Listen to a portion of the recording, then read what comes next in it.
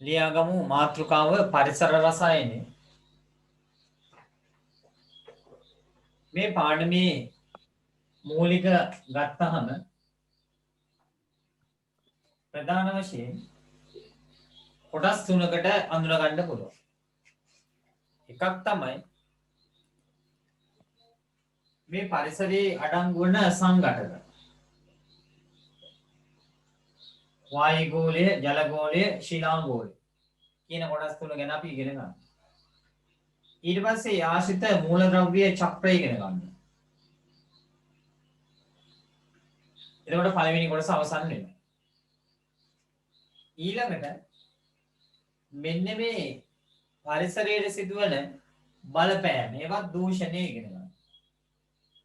පරිසර දූෂණය. ඊට පස්සේ ඒ පරිසර දූෂණයෙන් සිදුවන අහිතකර බලපෑම් සහ ඒවා කළමනාකරණය කිරීම ඉගෙන ගන්න. මෙන්න මේ ආකාරයට තමයි පාඩම සම්බන්ධ වෙන්නේ. එතකොට මෙන්න මේ කියන සංඝටක මූලද්‍රව්‍ය චක්‍ර අතරින් කාබන් චක්‍රය, නයිට්‍රජන් චක්‍රය කියන එකට අපි ප්‍රධාන ස්ථානයක් දෙනවා. කාබන් චක්‍රයයි නයිට්‍රජන් චක්‍රයයි. එතකොට මෙන්න මේ නයිට්‍රජන් චක්‍රයත් එක්ක කතා කරද්දී අපිට වැදගත් වෙනවා සුද්ධ ජීව විද්‍යාවේ ඉන්න නයිට්‍රේට් කාරක, හාරක, බැක්ටීරියාවන් පිළිබඳ කතා කරන්න. එතකොට මෙන්න මේ කොටස සිලබස් එකේ මුල් කොටස් වන සුද්ධ ජීව විද්‍යාවත් එක්ක සම්බන්ධතාවයක් දක්වනවා. ඊළඟට පරිසර දූෂණය සම්බන්ධයෙන් ගත්තම පරිසරයේ දූෂණය වෙද්දී වායු ගෝලය, ජල ගෝලය, ශිලා ගෝලය කියන තුනම දූෂණයට ලක්වීමේදී ඒවා අතර පවතින අන්තර් සම්බන්ධතාවයන් කතා කරනවා. එතකොට මේවා දූෂණයට ප්‍රධාන වශයෙන් දායක වෙන්නේ මිනිස්යා කරන වැඩ, මිනිහාගේ ක්‍රියාකාරකම්. ඒ අනුව එතෙන්දී බහුවවයවික ආශ්‍රිත දූෂණය සිද්ධ වෙන්නේ කොහොමද කියලා කතා කරනවා. ඊගාවට තෙල් ආශ්‍රිතව ජලීය දූෂණය මේ සැරේ විභාගයේදී අහන්න බොහෝ ඉඩකඩක් තියෙනවා. මේවා කළමනාකරණය කිරීමේදී ඉස්සර ඊට පස්සේ මේවායින් ගෙන අනිතු විපාක බලනවා. මොනවාද? අම්ල වැසි, ඊගාට ප්‍රකාශ රසායනික ධූමිකාව, ඕසෝන් වියන හායනය, මෙන්න මේ කරුණු කාරණා ගැන කතා කරනවා. ඊට පස්සේ මෙන්න මේ කියන හානි අවම කර ගැනීම සඳහා පරිසරය කළමනාකරණය කියන එක කියන්නේ තිරසාර සංවර්ධනයක් ලෙස පරිසරය කළමනාකරණය කියන මාතෘකාවට තමයි අවසානයේදී පාඩම ගැලපෙන්නේ. මෙන්න මේ පාඩම විභාගයේදී රචනා ප්‍රශ්නයකට උත්තර ලිවීම සඳහා වැදගත් වෙනවා. කෙමිස්ට්‍රි වලින් රචනා ප්‍රශ්න දෙකක් එනවා. ඒ දෙකෙන් පරිසර රසායන ආශ්‍රිත වෙන රචනා ප්‍රශ්න ඉතාමත්ම ලේසි. සාමාන්‍යයෙන් පැය භාගයක් කිව්වට පැය භාගයකට වඩා අඩු කාලයකදී උත්තර ලියා ගැනීමේ හැකියාව මේකට තියෙනවා. එතකොට මම මේ පාඩම කොහොමද මේක දවස් කිහිපයක් යයි. මේක මුලින් ඉඳලම අල්ලගෙන යන්න. මේක හරියට නිකන් BST පාඩමක් වගේ ගොඩාක් පාඩම් කරගන්න තමයි තියෙන්නේ. මටත් තියෙන්නේ පැහැදිලි කරලා නෝට් එක දෙන්න තියෙන්නේ. ඉතින් ඔයගලන්ට නෝට් එක ලියා ගන්න පොත ටිකක් හරි CR පොතක් හරි මොකක් හරි සූදානම් කරගන්න.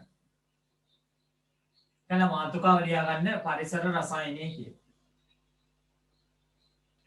සාමාන්‍යයෙන් A level වල සයන්ස් කරපු අය කතා කරන පරිසර රසායනයේ කොටස සහ ඒකෙදි බයෝ වලට කතා කරන පරිසර රසායනය නෙවෙයි කෙමිස්ට්‍රි වල කතා කරන පරිසර රසායනයේ කොටසට අදාළව තමයි අපිට පාඩම පෙළ ගැස්සිලා තියෙන්නේ. right එහෙනම් ලියාගමු පරිසර රසායනය.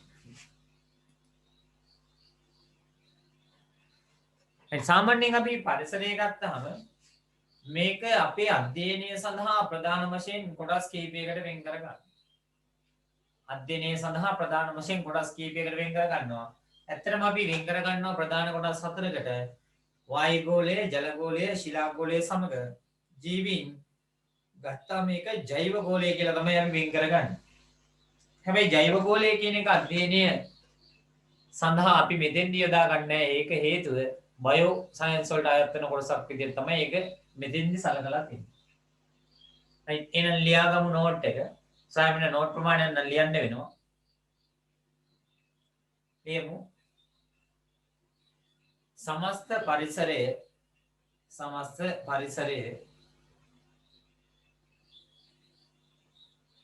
परिसरे अध्ययने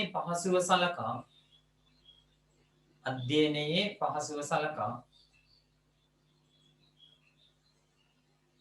समस्त परिसरे अध्ययने पहसुव सलका प्रधान කොටස් හතරකට වෙන් කෙරේ. ප්‍රධාන කොටස් හතරකට වෙන් කෙරේ. अंक 1 शिलागोलय,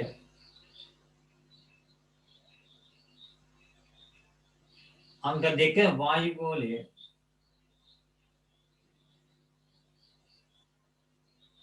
अंक 3 जलगोलय,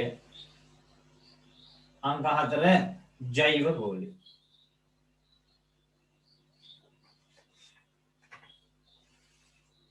शिलागोलय, वायुगोलय, जलगोलय सह जैव गोलय. මේ සැරේ විභාග දෙපාර්තමේන්තුවෙන් අවධානයක් යොමු කරොත් ඒ ලෙවල් රසායන විද්‍යා ප්‍රශ්න පත්‍රයේ සහ ටෙක්නොලොජි පේපර් එකේ අපේ සෙෆ්ටි පේපර් එකට හොඳ විභාග ප්‍රශ්නයක් හදන්න පුළුවන් දැනක් තමයි මෙන්න මේ පාඩම. ඒතර පර්ල් එක්ස්ප්‍රස් නෙවෙයි කතන්දරෙත් එක්ක මේක ගලපලා හොඳ ප්‍රශ්න ටිකක් අහන්න පුළුවන්. බලමු ඉතින් විභාග දෙපාර්තමේන්තුවෙන් මොන වගේ ප්‍රශ්න ආයෙත් ගන්නෑ. එනම් පරිසරයේ අධ්‍යයනයේ පාසුක සඳහා ප්‍රධාන වශයෙන් කොටස් හතරකට වෙන් කරනවා. ශිලාගෝලය, වායුගෝලය, ජලගෝලය සහ ජෛව ගෝලය විදිහට. අපි මේකේ මාතෘකාව කරගමු ශිලාගෝලය. එහෙනම් මාතෘකා කරගන්න අංක 1 ශිලාගෝලය.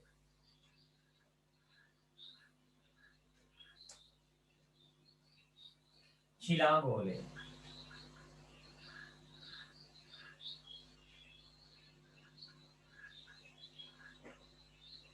මොකද්ද මේ ශිලාගෝලය කියන්නේ?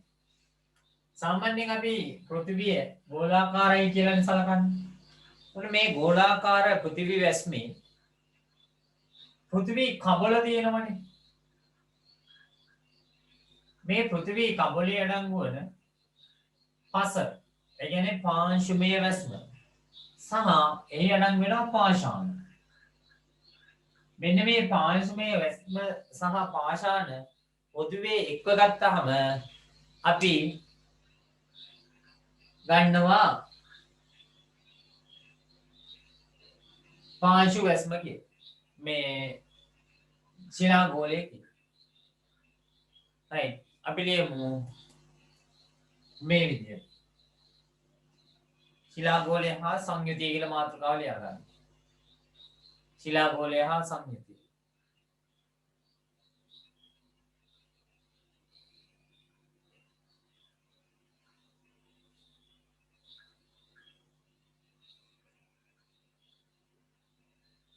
लियमु पृथ्वी වැස්මෙහි නැත්නම් පෘථිවි කබලෙහි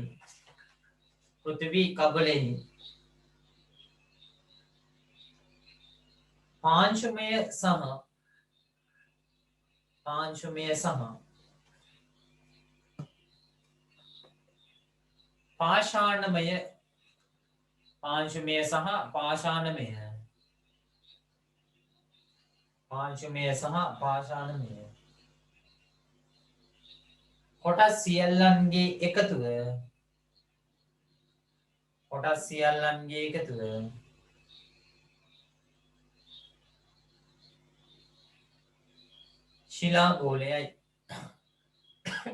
ශිලාගෝලයයි.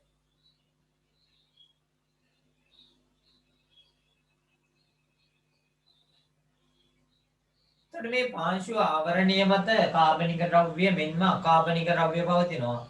මේ කියන කාබනික ද්‍රව්‍ය සහ අකාබනික ද්‍රව්‍ය එකිනෙකට බැඳලා රඳවා තබා ගැනීම සඳහා පවතිනවා ජීවයේ ප්‍රධාන වශයෙන්ම අවශ්‍ය වන ජලය කියන සංගතය. ඒකනම් ලියමු පෘථිවි පෘෂ්ඨයේ මත පවතින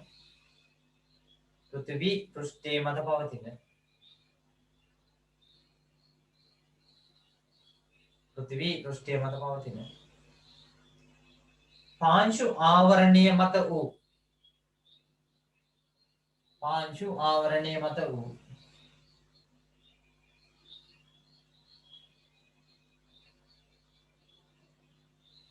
කාබනික සහ අකාබනික සංඝටක.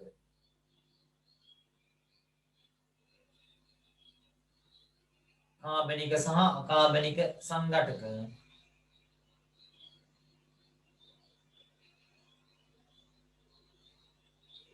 කාබනික සහ අකාබනික සංඝටක. ජලය මගින්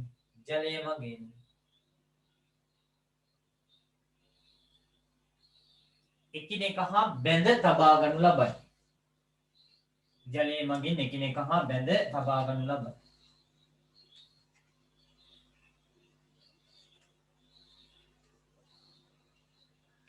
එතකොට මේ තියෙන කාබනික සහ අකාබනික සංඝටක නිර්මාණය වෙන්නේ මූලද්‍රව්‍ය පරමාණු වලින්.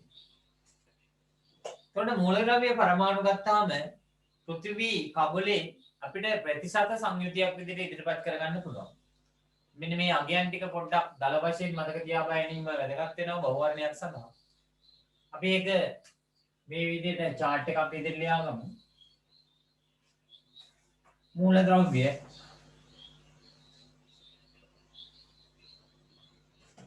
පෘථිවි කබලේ ප්‍රතිශත සංයුතිය.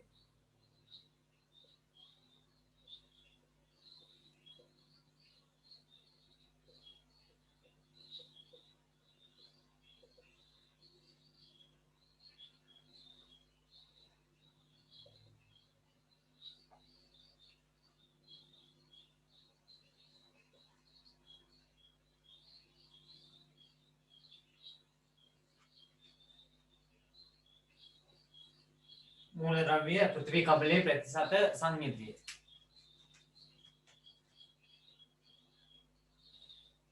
අපිට මේ පාඩම ඉවර කරගත්තොත් නාලපිටිය ක්ලාස් එකේ ඉතුරු වුණා මම හිතන්නේ කර්මාන්ත රසායනික කොටස.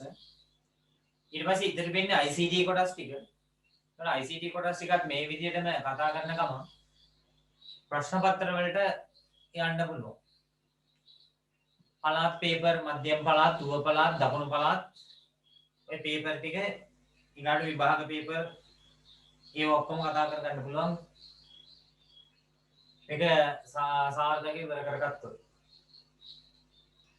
එදිනම් මේ විදිහේ chart එකක් ලියමු. මූලද්‍රව්‍ය පෘථිවි කබලේ ප්‍රතිශත සංයුතිය.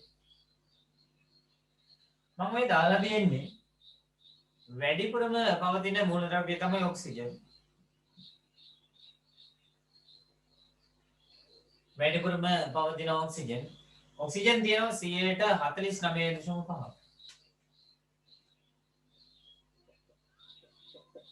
කියන්නේ පවතින මූලද්‍රව්‍යයන්ගෙන් ආසන්න වශයෙන් අර්ධයක් මේ කියන්නේ 50%ක්ම පවතින්නේ ඔක්සිජන්.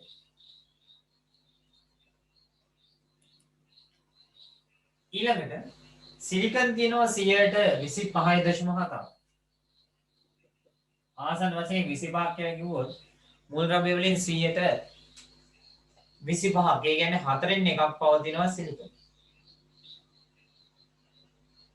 ඇලුමිනියම් 7.5%. යකඩ 4.7%. කැල්සියම් 3.7%. සෝඩියම් 2.6%.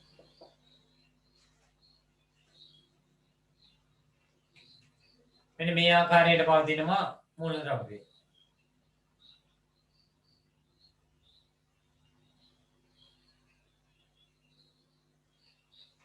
මේ පාඩමෙන් ගොඩාක් වෙලාවට පරිසර දූෂණය සහ කළමනාකරණය කියන කොටසට වැඩි අවධානයක් දායි. විශේෂයෙන් වායුගෝලීය දූෂණය, අම්ල වැසි, ඊගාවට ජලාශ සුපෝෂණය වීම, එහෙම නැත්නම් ඔය මොනවා හරි ජලයේ දූෂණය වීම ඒකට සම්බන්ධ කරයි.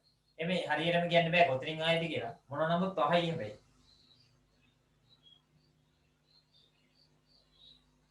right. එහෙනම් ඔක්සිජන් 49.5යි. සිලිකන් 25.7යි. ඇලුමිනියම් 7.5. යකඩ 4.7. කැල්සියම් 3.7. සෝඩියම් 2.6ක් විදියට තියෙනවා. ඔන්න ඕක තමයි ශිලාගෝලයේ සංයුතිය ගැන අපිට කතා කරන්න තියෙන්නේ. ඊළඟට අපි ගත්තොත් එහෙම සමස්ත පෘථිවියේම බැලුවොත් එහෙම වැඩිපුරම තියෙන මූලද්‍රව්‍ය විදියට අපිට සලකන්න වෙන්නේ මේ කබල කියන එක හරුණාම සමස්ත පෘථිවිය ගත්තාම වැඩිපුරම තියෙන්නේ යකඩ කියන එක. ඊළඟට තමයි ඔක්සිජන් එන්නේ. ඊගාවට එනවා සිලිකන් සහ මැග්නීසියම්. ඒකත් ලියමු අලුත් රෝලකින්. සමස්ත පෘථිවියම සැලකුව විට සමස්ත පෘථිවියම සැලකුව විට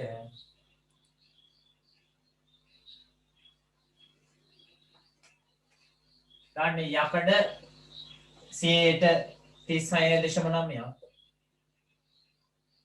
ඔක්සිජන් 29.3ක් සිලිකන් 14.9ක් මැග්නීසියම් 7.4ක් ලෙස අඳුර ගන්න පුළුවන්.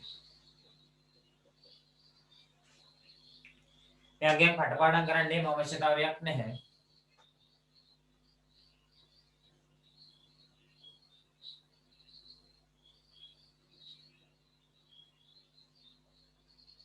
ටයිම් ටේබල් එක පන්තියේ මේ විදිහට එන්නේ.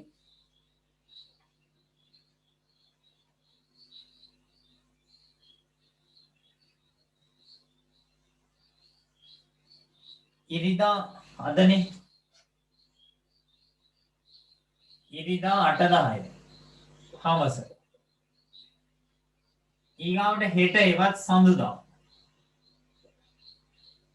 5:38 AM උදේ.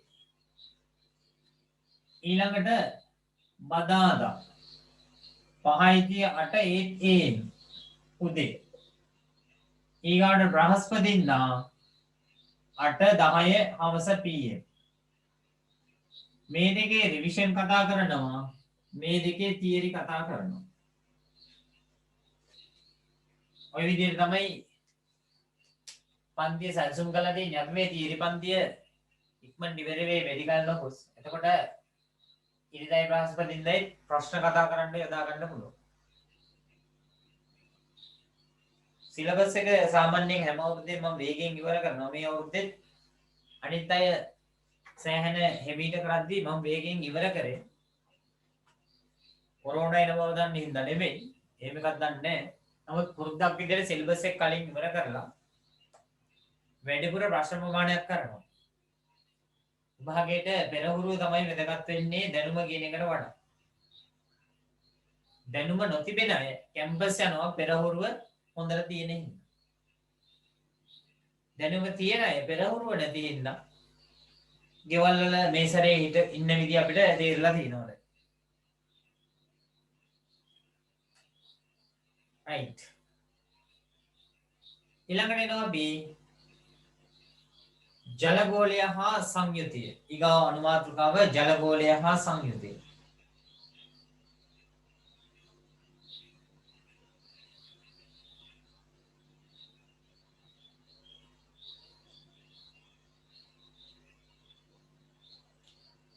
ජලගෝලය කියුවාම අපේ පෘථිවි කබල මත පිට තියෙන ජලය තියෙනවා. සාගර, මිරිදී ජලාශ, ඒ ජලය තියෙනවා. ඊට අමතර භූගත ජල වහන රටාවක් තියෙනවා. ඒ භූගත ජල වහන රටාවෙත් තියෙනවා ජලය. ඔන්න මෙන්න මේ කියන භූගත ජලය සහ පෘථිවි කබල මත පිට තියෙන ජලය ඔක්කොම ගත්තාම අපි ඒකට කියනවා ජලගෝලය කියලා. ලියමු. පෘථිවි කබල මත පිට සහ පෘථිවි කබල මත පිට සහ පෘථිවි කබල මත පිට සහ සමස්ත පෘථිවියම සැලකූ විට සමස්ත පෘථිවියම සැලකූ විට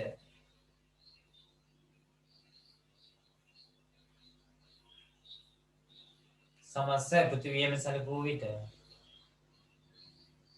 එහි වූ භූගත ජලය සහ එහි වූ භූගත ජලය සහ එහි වූ භූගත ජලය සහ මතු පිට ජලය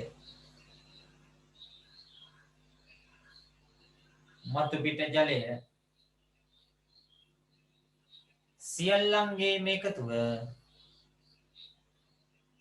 සියල්ලන්ගේ මේකතුව ජල ගෝලයයි. සියල්ලන්ගේ මේකතුව ජල ගෝලයයි.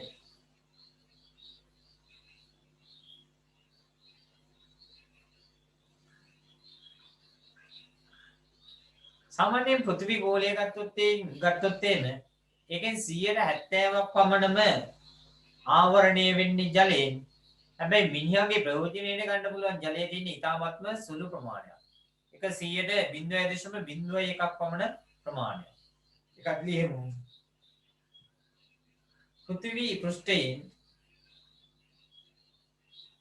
පෘථිවි පෘෂ්ඨයෙන්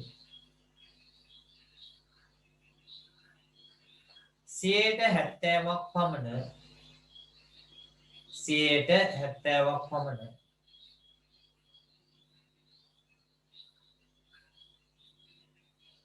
ජලයෙන් ආවරණය වේ. 70%ක් පමණ ජලයෙන් ආවරණය වේ.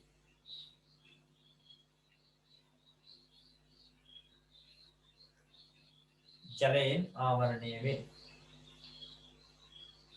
මින් වැඩි ප්‍රමාණයක්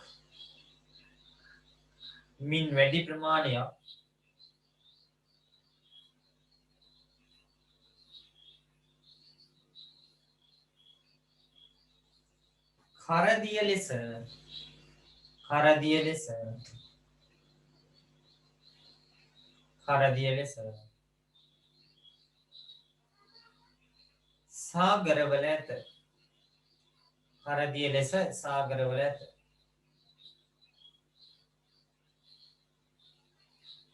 එතකොට මිරිදිය ගත්තාම මිරිදියෙන් වැඩි කොටසක් තියෙන්නේ අපි මේ පාවිච්චියට ගන්න කොටස් වල නෙවෙයි. මේවා තියෙන්නේ ග්ලැසියර ද්‍රවාසන්න ප්‍රදේශවල. ඒකට කියන්නේ මිරිදියෙන් වැඩි කොටසක් පවතින්නේ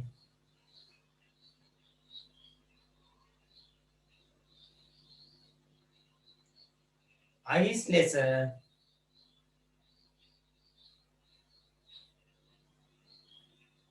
ද්‍රවාසන්න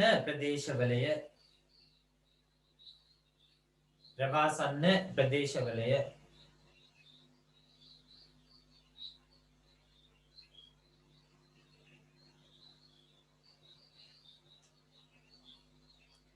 සාමාන්‍යයෙන් සමස්ත ජලය ගත්තාම 0.01ක් විතර තමයි භාවිතයට සුදුසු මට්ටම තියෙන්නේ. يعني සමස්ත ජලයෙන්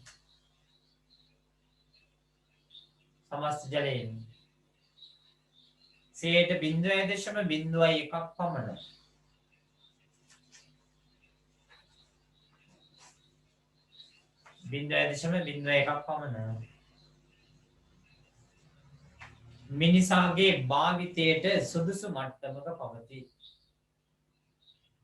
මිනිසාගේ භාවිතයට සුදුසු මට්ටමක පවතී.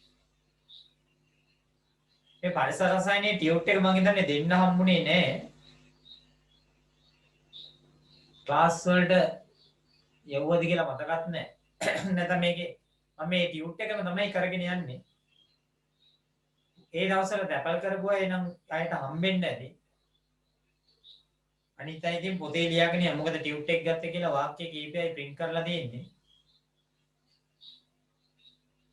බහුතරයක් තියෙන හිස්තැන්. ඊළඟට යන් අපි වායුගෝලය හා ඒ සංයුතිය.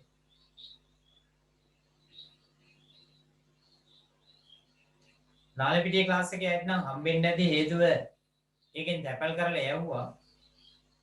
නුවර ක්ලාස් එකේ ඇයට තමයි ඔය ප්‍රශ්නේ උනේ. ටියුට් නම් මං ගෙනින් තියලා තිබ්බේ. ටියුට් එකක් ඉඳන් නිකන් කොරෝනා දා ගන්න ඕනේ නෑ.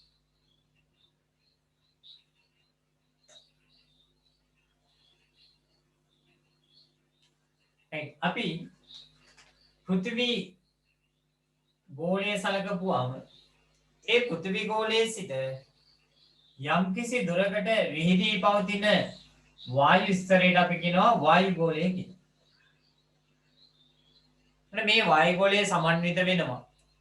විවිධාකාරයේ වායුන්ගෙන් සමන්විත වෙනවා. අයන වලින් සමන්විත වෙනවා. මම මේ කියන්නේ පහළ වායුගෝලෙ නෙවෙයි මුළු වායුගෝලෙම සලකපුවාම. ඒකට අංශුමය සංඝටක තියෙනවා, මුක්ත කාණ්ඩක තියෙනවා. විවිධාකාරයේ සංඝටක තියෙනවා. භෞතික සහ රසායනික සංඝටක වශයෙන් තියෙනවා. right ලියමු. පෘථිවි පෘෂ්ඨයේ සිට පෘථිවි පෘෂ්ඨයේ සිට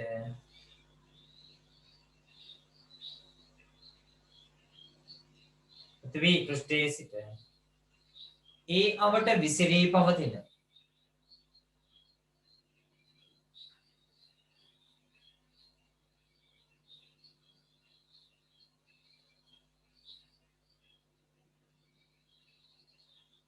ඒ අවට විසිරී පවතින සියලුම වායුන්ගේ මිශ්‍රණය සියලුම වායුන්ගේ මිශ්‍රණය වායු ගෝලයේ ලෙස හැඳින්වේ. වායු ගෝලයේ ලෙස හැඳින්වේ. ඔව් එතකොට මේ වායු ගෝලයම තමයි ඔය කියන ඕසෝන් ස්තරේ. දැන් ඕසෝන් තියෙන්නේ මේකද කියලා අහනවා. කිලෝමීටර 25ක් 30ක් අතර වායු ගෝලයේ ඉහළින් මිලිමීටර 2ක් 3ක් ඝනකම ඕසෝන් වායු බහුල කලාපයක් තියෙන ඒක තමයි ඕසෝන් ස්තරය කියලා කියන්නේ. වායු ගෝලය බෙදන්න පුළුවන් මීස ගෝලය අරඹ කියලා බෙදෙනවා. right. එතකොට මේ වායු ගෝලය සූර්යාගේ සිට එනවා විවිධාකාරයේ කිරණ. ඒ කිරණ අතරින් අහිතකර කිරණ වර්ගයක් තමයි UV කිරණ කියන්නේ. අල්ට්‍රාවයලට්. පාරජම්බුල කිරණ. එතන මේකේ මේ පාරජම්බුල කිරණත් වෙනවා ඇල්ෆා කිරණ, බීටා කිරණ සහ ගැමා කිරණ කියලා ආකාර තුනක් එනවා. එතන මේ UV කිරණ එනකොට ඒ වලට බාධකයක් විදිහට ක්‍රියාත්මක කරලා ඒවා නැවත විශ්වයට හරවා යැවීම මෙන්න මේ කියන වායු ගෝලය මගින් සිද්ධ කරනවා. ඒ නිසා වායු ගෝලය ගත්තාම පෘථිවි වාසීන්ද සූර්යාගේ සිට පැමිණෙන අහිතකර වායු කිරණ මේ සූර්ය කිරණ වලින් ආරක්ෂාව ලබා දීම සඳහා වැදගත් වෙනවා. ලියමු. ඊකවරුලිය වගේ ලියන්න. වායු ගෝලය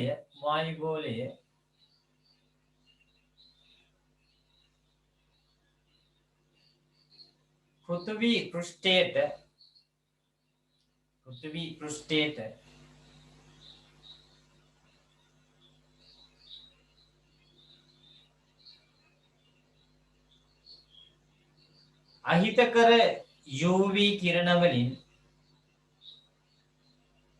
අහිතකර UV කිරණ වලින්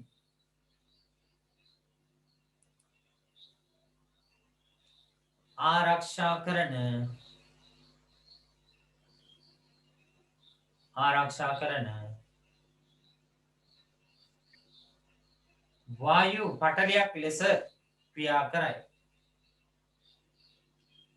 වායු පටලයක් ලෙස ක්‍රියා කරයි.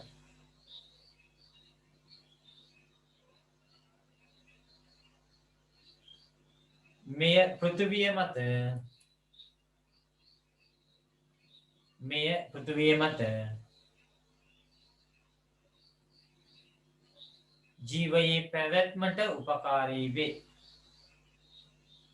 ජීවයේ පැවැත්මට උපකාරී වේ.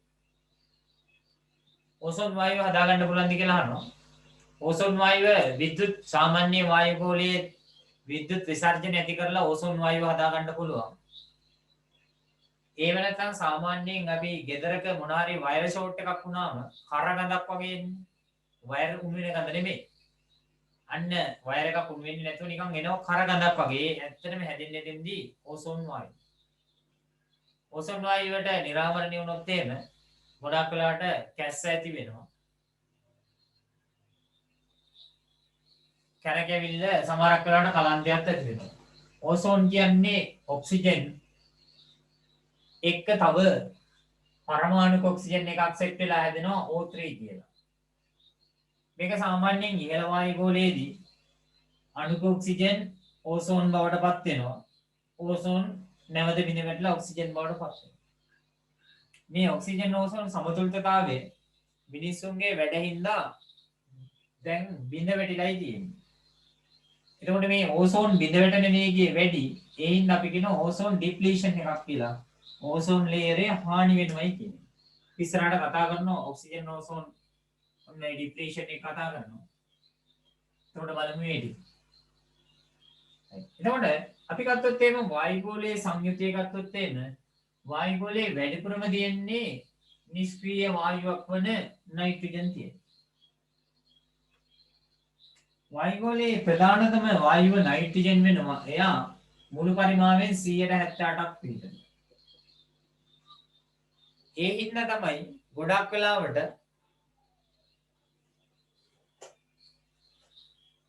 පරිසරයේ රසායනික ද්‍රව්‍ය විනියා කරන දේවල් කොච්චර මුදා හැරියත් ඒවායේ බලපෑම මුදාහරණ තරම්ම අපිට එන්නේ නැත්නම් නයිට්‍රජන් කියන්නේ අපේ වායුව. හැබැයි මෙතෙන්ද මේ වෙනකොට ඔක්සිජන් තිබ්බනම් එහෙම ඔක්සිජන් ගොඩක් දේවල් එක්ක ප්‍රතික්‍රියා කරනවා. 70ට ඔක්සිජන් උනා නම් එහෙම මිනිහා පරිසර දූෂණයෙන් හින්දා කලින්ම මැරිලා යනවා. ඊගාවට තියෙන්නේ ජල වාෂ්ප. ඊගාවට ආගන්, කාබන් ඩයොක්සයිඩ් වගේ ඒවා තමයි ඊගාවට තියෙන්නේ. එතකොට ප්‍රධාන වශයෙන්ම අඩංගු වෙන්නේ මෙන්න මේ කියන වායු දෙක නයිට්‍රජන් සහ ඔක්සිජන්. ලියමු වායුගෝලීය සංඝටක ලෙස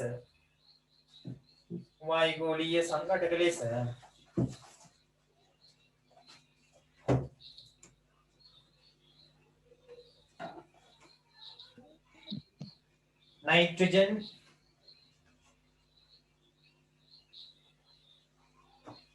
සියයට 78යි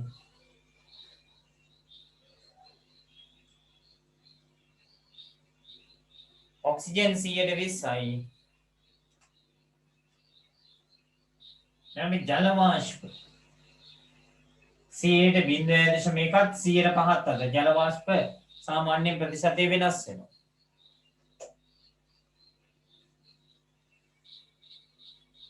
ආගන් 0.94ක් කාබන් ඩයොක්සයිඩ් 0.03ක්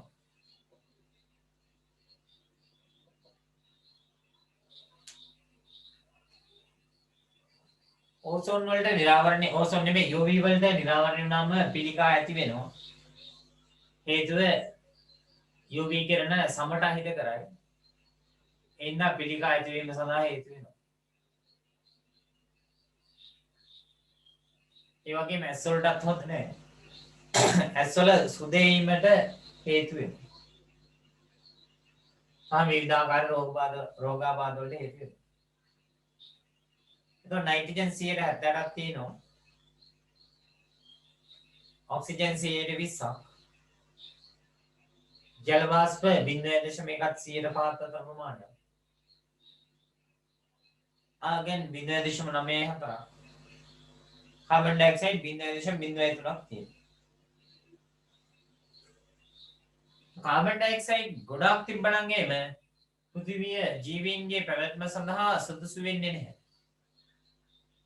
හේතුව එහෙම වුණොත් වායුගෝලය තුල අදෝරක්ත වායු කිරණ රඳවා ගැනීම වැඩි වෙලා ඉහළ උෂ්ණත්වයක් පවතිනවා. ජල වාෂ්ප ඉතා විශාල ප්‍රමාණ වලින් පැවතියත් වෙන්නේ ඒකම තමයි. වායුගෝලය තුල සූර්ය කිරණ සැරිසැරීම වැඩි වෙනවා. ඒ කියන්නේ විශ්වයට නැවත මුදා හැරීම අඩු කරනවා. ඒ හින්දා රස්නය පවතිනවා.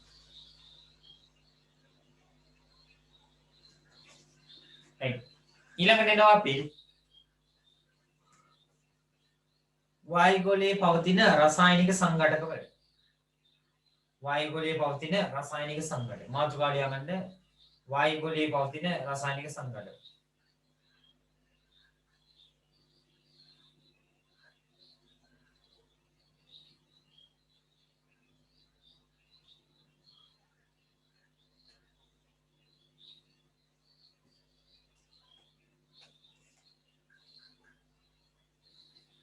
දෙන්නම් මේ ඔන්ලයින් ක්ලාස් කරුවාව ඇති වෙලායි තියෙන්නේ.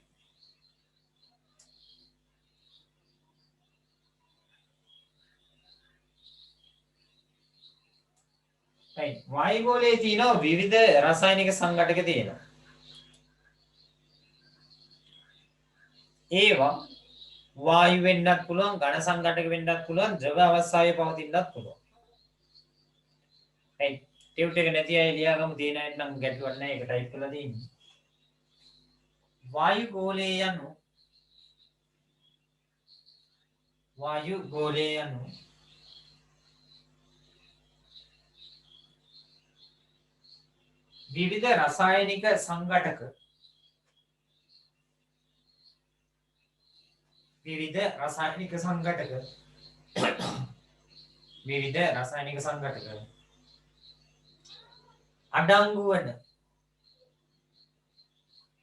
විවිධ රසායනික සංඝටක අඩංගු වන වායු ස්තරයක් ලෙස සැලකිය හැකිය. වායු ස්තරයක් ලෙස සැලකිය හැකිය.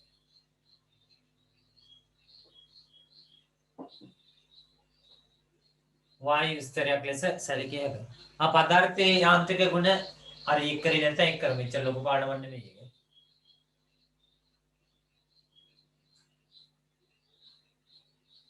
එහි මූලික වශයෙන්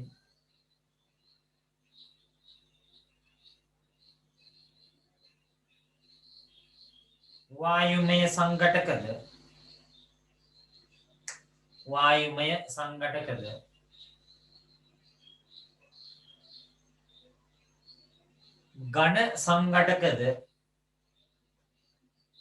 ඝන සංඝටකද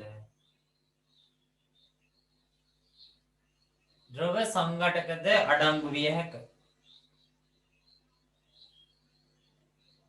සංඝටකද අඩංගු විය හැකිය. පළවෙනි එක අයන.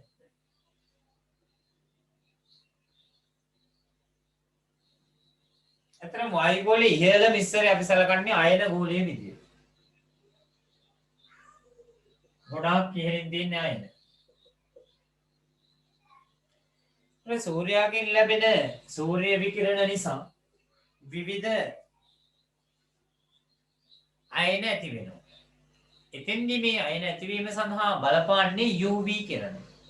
UV කිරණ කියන්නේ අතිශක්ති එතනක් තියෙනවා ඇල්ෆා බීටා ගාමා කියලා. මේකෙන් අතිශක්ති පාරජම්බුල විකිරණ තමයි හේතු වෙන්නේ මෙන්න මේ අයන ඇතිවීම සඳහා. සාමාන්‍යයෙන් මේ අයන ගෝලය කිලෝමීටර 50ක් වගේ ඉහළකින් පටන් අරගෙන කිලෝමීටර 100 දක්වා වගේ විහිදෙනවා. අයන ගෝලය. මේකේ තියෙනවා ඔක්සිජන් O ධන අයන ඊගාවට NO ධන අයන O2 ධන අයන මේ ආකාරයේ තියෙනවා. රසායන විද්‍යාවේදී නම් මේව ගොඩක් කතා කරනවා. අපි ඉතින් මොහොම තියෙනවා කියලා කියනවා. right ලියමු එයත්දී වායුමය අයනික සංඝටක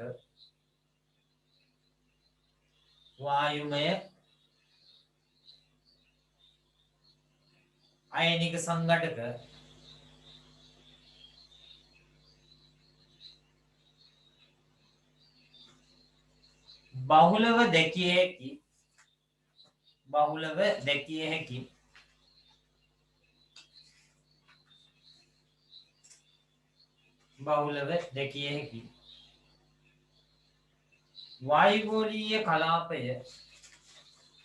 වායුගෝලීය කලාපය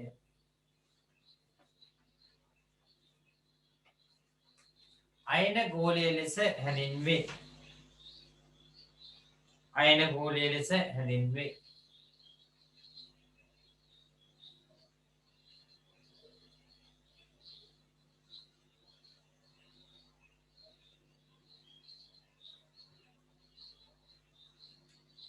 අහලා තියෙනවා තාප ගෝලය කියන්නේ අයන ගෝලයටද කියලා. මෙන්න මේ අයන ගෝලයේ ඉහළ කොටස දැන් ඒක කිලෝමීටර් 50 ඉඳන් 100 දක්වානේ තියෙන්නේ. එතකොට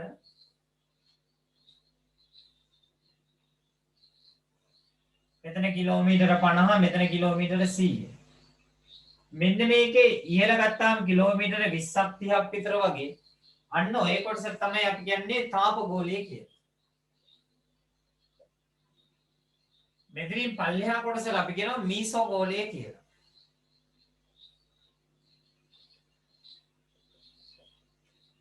පල්ලෙහා කොටසට කියනවා මීසෝ ගෝලය.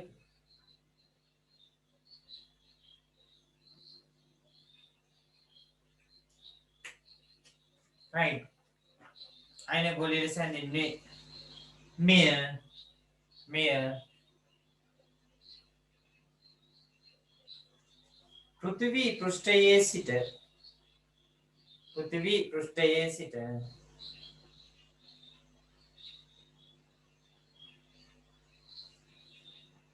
කිලෝමීටර 50ක් පමණ ඉහළින්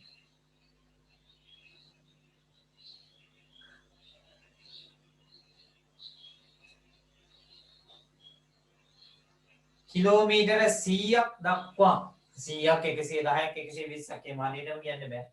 කිලෝමීටර 100ක් පමණ ප්‍රදේශයක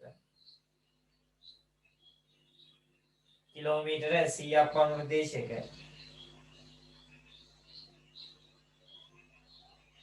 කිලෝමීටර 100ක් පමණ ප්‍රදේශයක පැතිරී පවතින කොටසයි. පැතිරී පවතින කොටසයි.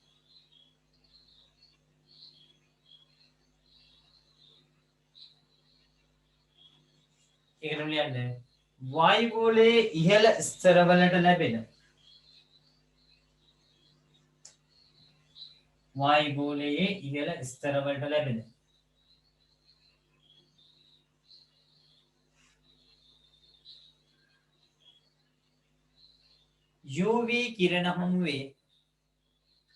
UV කිරණ හමුවේ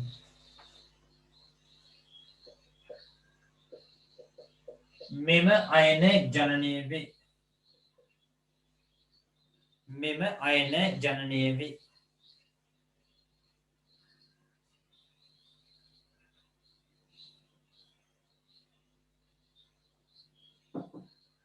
ලියන්න උදාහරණ.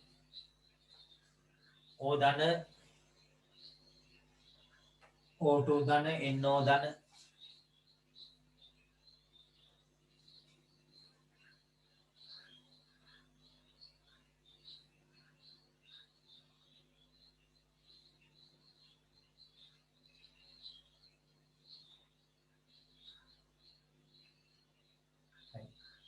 දෙවෙනි ආකාරයේ තමයි මුක්ත කණ්ඩක කියන්නේ.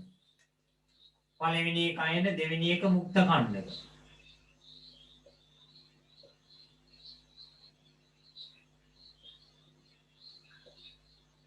මේක මෙහෙමත් ලියනවා. මුක්ත කාණ්ඩක. මුක්ත කාණ්ඩක කියන්නේ ටිකක් දරුණු ගණයේ දේවල්. සාමාන්‍යයෙන් පරිසරයේ තියෙන ඕසෝන් ඉහළ වායුගෝලයේ තියෙන ඕසෝන් ලේයරය හානි වීම සඳහා දායක වෙන්නේ ගොඩාක් වෙලාවට මිනිසා විසින් ජනනය කරනු ලබන ක්ලෝරීන් මුක්ත කාණ්ඩක. අපි ඒක දක්වන්නේ ක්ලෝරීන් 30ක් කියන. මේ මුක්ත කාණ්ඩක ඇත්තටම ජනනය වෙන්නේ ප්‍රකාශ රසායනික ප්‍රතික්‍රියා වලින්. ප්‍රකාශ රසායනික ප්‍රතික්‍රියා කියන්නේ සූර්යාලෝකයේ හමුවේදී වායුගෝලයේ සිදුවන ප්‍රතික්‍රියා. සූර්යාලෝකයේ සූර්ය ශක්තිය උපයෝගී කරගෙන. එන්නේ රසායනික ප්‍රතික්‍රියාව සඳහා අවශ්‍ය කරන සක්‍රීය ශක්තිය ලබා ගන්නවා සූර්යාගෙන් ලැබෙන විකිරණ වලින්. ඒකල ප්‍රතික්‍රියාව සිද්ධ වෙනවා. ගොඩක් වෙලාවට හිතන්නකො ක්ලෝරීන් අණුවක් නම් තියෙන්නේ ඒක තියෙන්නේ Cl මේ විදිහට. ඒකට මේක කැඩෙනවා ක්ලෝරීන් 30ක්. ඒ කියන්නේ එක පැත්තකට ඉලෙක්ට්‍රෝන ඝනත්වය වැඩි වෙනවා. මෙන්න මේකේ ඉලෙක්ට්‍රෝන ඇත්තටම වලාවක් තියෙන්නේ ඉලෙක්ට්‍රෝන වලාවේ. එකේ මේෂ කරපුවා එවනම් දන්නවා S ඉලෙක්ට්‍රෝන වලාව 5 ඉලෙක්ට්‍රෝන වලාව ඔහොම කියලා තියෙනවා. එකේ S2 දෙකේ S2 දෙකේ P2 ඔහොම කීකේ තියෙනවා. ටෙක්නොලොජි කරන S දන්නෙත් නැහැ P දන්නෙත් නැහැ. එහෙනම් අපි කියනවා නිකම් මුක්ත කාණ්ඩක ඇති වෙනවා කියලා. එතකොට මේ මුක්ත කාණ්ඩක ජනනය වුණාම ඒ මුක්ත කාණ්ඩක තමයි ප්‍රධාන වශයෙන්ම දායක වෙන්නේ පරිසරයේ තියෙන ස්වභාවික චක්‍රවලට. ඒ කියන්නේ ඕසෝන් චක්‍රයට එහෙම අහිතකර ලෙස බලපානවා මෙන්න මේ කියන මුක්ත කාණ්ඩ. ඒ මුක්ත කාණ්ඩක CL HO මුක්ත කාණ්ඩක මේ ආකාරයේ මුක්ත කාණ්ඩක කීපයක් ලියන්න. ප්‍රධාන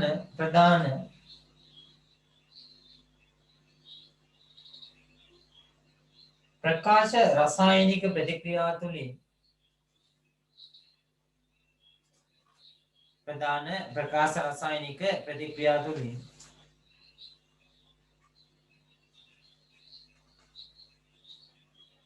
වායුගෝලයේ පවතින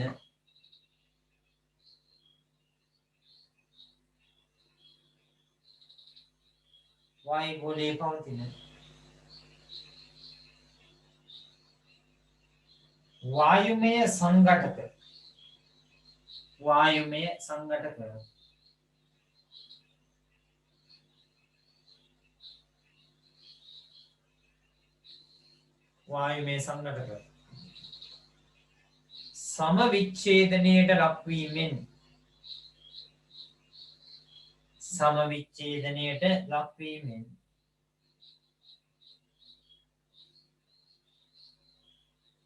සමවිච්ඡේදනයට ලක්වීමෙන්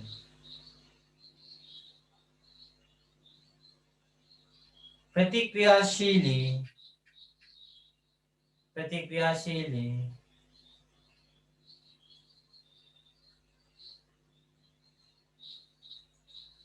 මුක්ත කාණ්ඩක ජනනය වේ. ප්‍රතික්‍රියාශීලී මුක්ත කාණ්ඩක ජනනය වේ.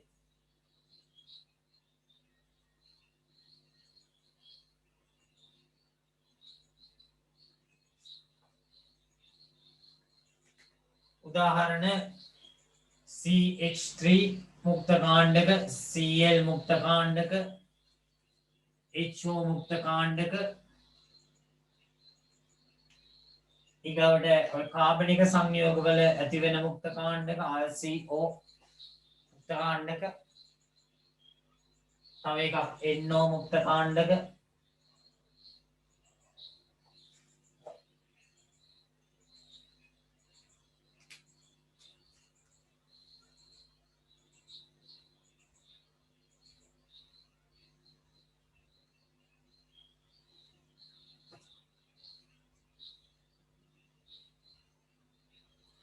එතකොට මෙන්න මේ කියන මුක්ත කාණ්ඩක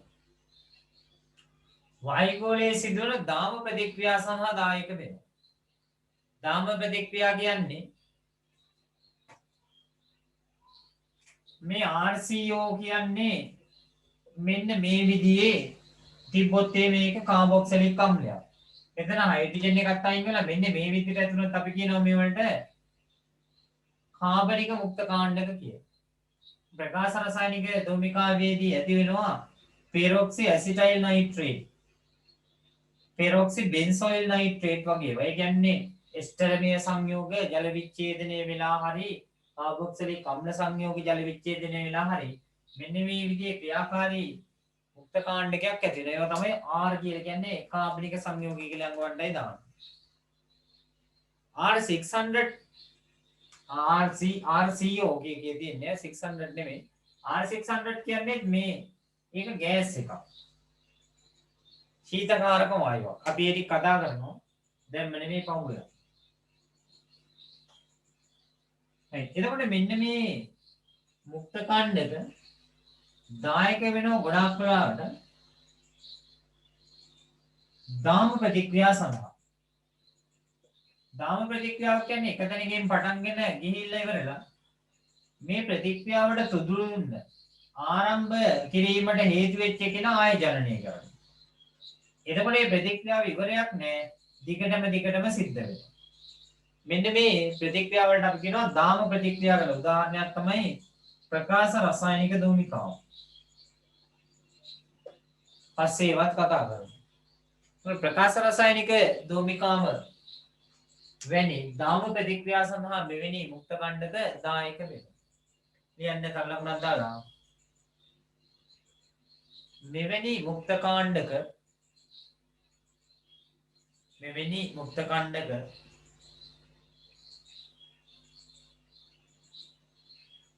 වායුගෝලයේ සිදුවන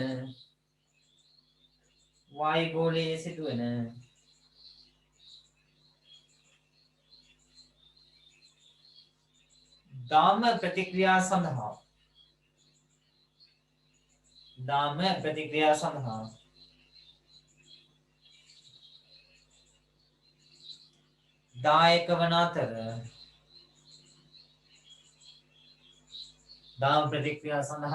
වන අතර ප්‍රකාශ රසායනික ධූමිකාව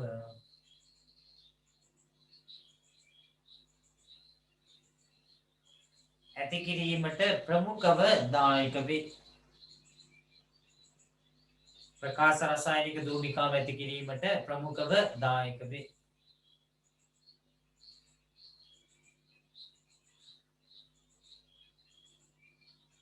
එතනම් පළවෙනි එක ආයන, දෙවෙනි එක මුක්ත කාණ්ඩක, තුන්වෙනි එක මම කතා කරනවා අංශුමය සංඝටක.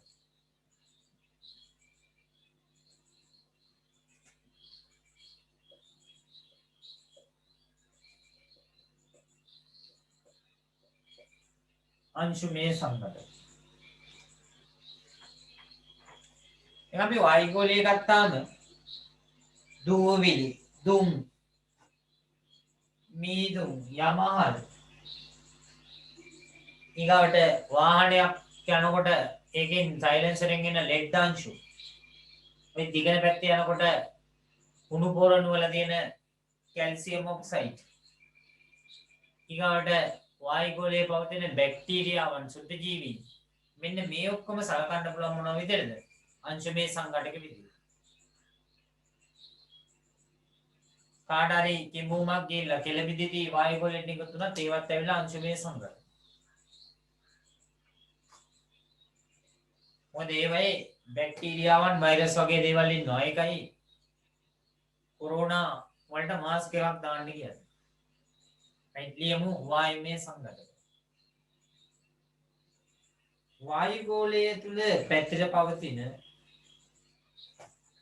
වායුගෝලය තුල පැතිර පවතින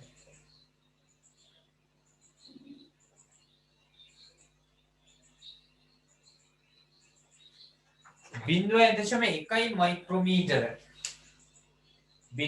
එකයි මයික්‍රෝමීටර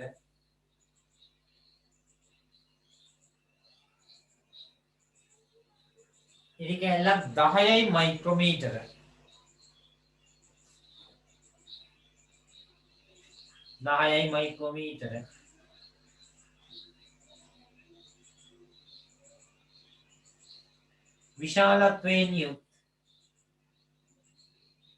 විශාලත්වයෙන් යුත්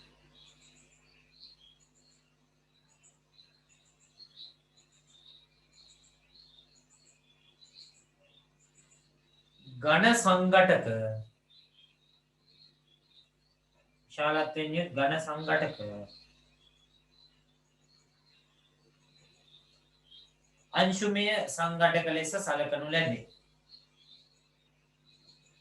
अंशुमेय संघटक ලෙස සලකනු ලැබේ.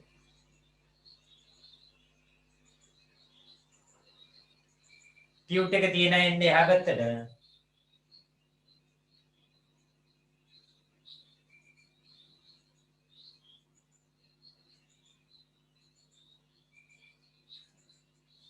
ඔව් සූර්යාලෝකයේ සම්බන්ධ වෙන්න තමයි ඒකට කියන්නේ ප්‍රකාශ රසායනික ධූමිකාව කියලා. එක ප්‍රභා රසායනික ධූමිකාව කිව්වත් ගැටලුවක් නැහැ.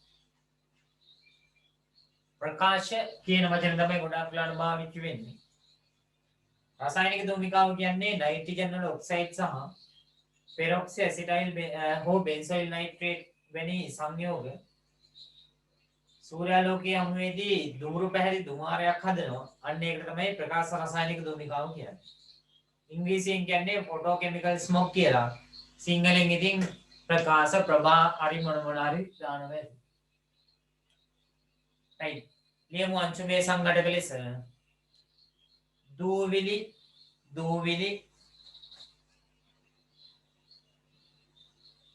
දුම්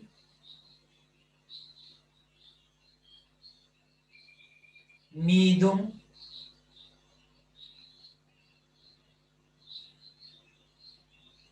යමහල් ගිනිකඳු විදාරණයේදී ලෙඩ් අංශු ඊයම් අංශු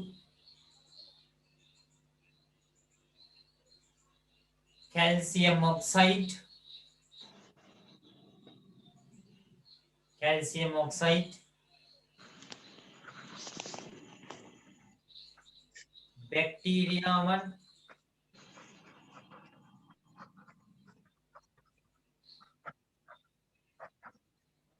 iron oxide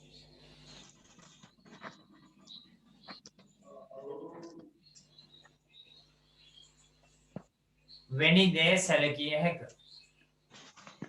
iron oxide වැනි දෑ සැලකිය හැක.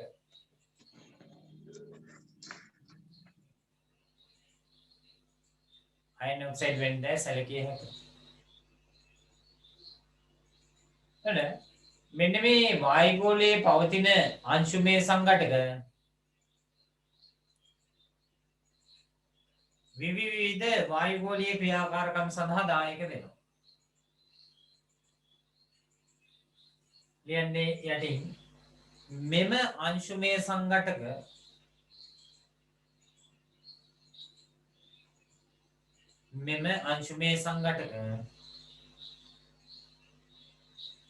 විවිධ වායුගෝලීය බලපෑම් සඳහා දායක වේ.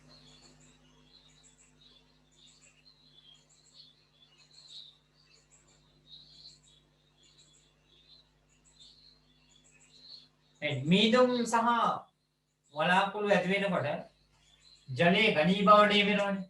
එන්නේ ජලය බිඳු යම් කිසි ආකාරයකට එක්රැස් වෙනවා. එතකොට මේ එක්රැස් වීම සඳහා අවශ්‍ය කරන න්‍යෂ්ටිය සපයලා දෙන්නේ ඔන්න ඔය කියන අංශුවක්. මේ අංශුව වටා තමයි ජල බිඳිති එකතු වෙන්නේ. යන්න පළවෙනි එක.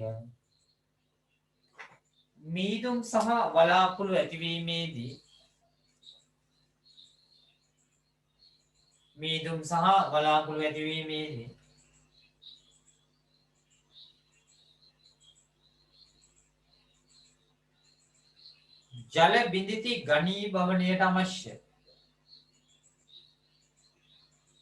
ජල බිඳිති ඝනීභවණයට අවශ්‍ය න්‍යෂ්ටි සපයා දෙනු ලබයි. ජල බිඳිති ඝනීභවණයට අවශ්‍ය න්‍යෂ්ටි සපයා දෙනු ලබයි.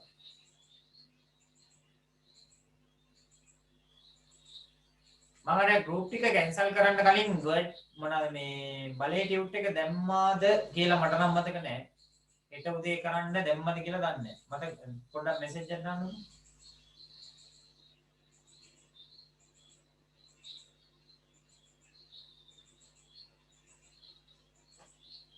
රයිට් එහෙනම් ඒ හෙට උදේ ඒ ටියුට් එක තමයි කරන්න එතකොට.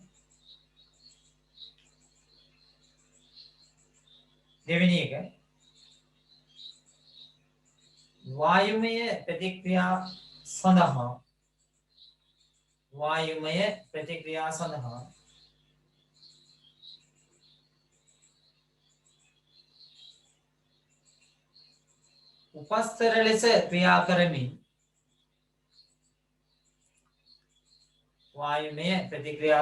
උපස්තර ලෙස ක්‍රියා කරමින්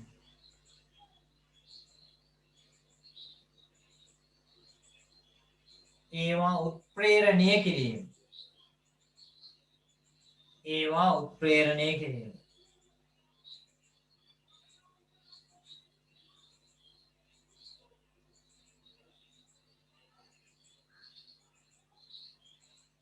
ජෙට් යද්දී පිට වෙනවා නොදැමුණු කාබන් අංශු. ඊගාවට ඒ ඉන්ධනවල තියෙන විවිධාකාරයේ අපි තුමු ලෙඩ් තිබ්බොත් ලෙඩ් අංශු. ඊගාවට කාබන් ඩයොක්සයිඩ්, කාබන් මොනොක්සයිඩ් වගේ ඒවා ඉහළ වායුගෝලයේදී උෂ්ණත්වයත් එක්ක අනිකුත් වායු සංඝටකත් එක්ක ප්‍රතික්‍රියා කරලා හැදෙන සංඝටක වායු වර්ග. ඔන්න ජල වාෂ්පූර්ණත්වය ඇතිවීමේ හැකියාවක් තියෙනවා. එක එක දේවල් හැදෙනවා ඉතින්.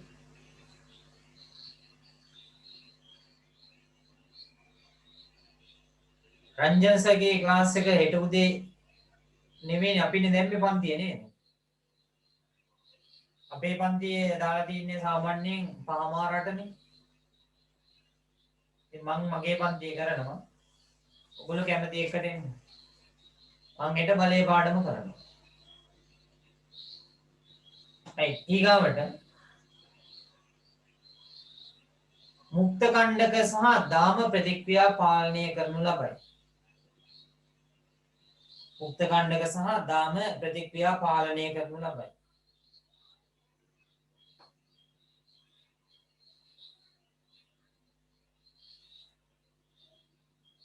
ඊළඟට විවිධ වායු වර්ග අධිශෝෂණය කරයි.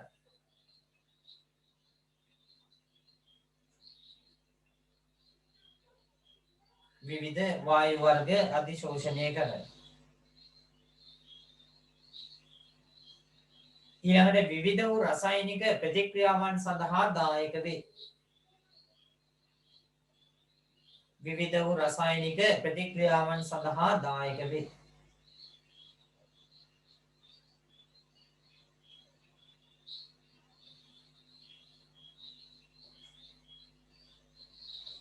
විවිධ රසායනික ප්‍රතික්‍රියාවන් සඳහා දායක වේ. කියන්නේ මෙන්න මේ කියන අංශු ඔන්න ඔය ආකාරයට විවිධ රසායනික ප්‍රතික්‍රියා සඳහා දායක වෙනවා. උදාහරණයක් විදිහට අපි ගත්තොත් ප්‍රකාශ රසායනික ධූමිකාවේදී පෙරොක්සි ඇසිටයිල් නයිට්‍රේට් ඕ බෙන්සොයිල් නයිට්‍රේට් වැනි දුමක් ඇතිවීම සඳහා විවිධාකාරයේ නයිට්‍රජන් වල ඔක්සයිඩත් එක්ක ප්‍රතික්‍රියා කිරීමේදී අංශු ඒ වලට අවශ්‍ය කරන නියස්ට්‍රිස් අපේලා දෙනවා. මොකද ප්‍රකාශ රසායනික ධූමිකාව කියන්නේ මීදුමක් වගේ එකක්. ඔයගොල්ලන්ගේ සාමාන්‍යයෙන් අපේ රිවිෂන් එක සඳුදා උදේ 5:00ට බදාදා උදේ 5:00ට. ඉතින් අනිත් සර්ලා පන්ති දානකොට කියන්නේ අපි මේ ටයිම් එක වෙන් කරගෙන ඉන්නේ.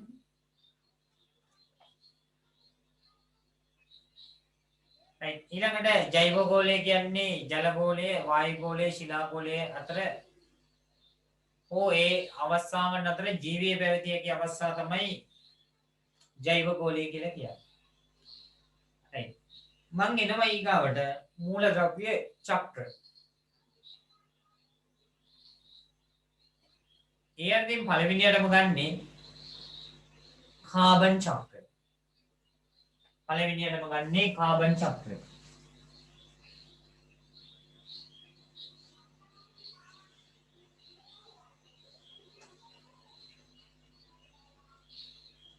ලියා ගන්න කාබන් චක්‍රය.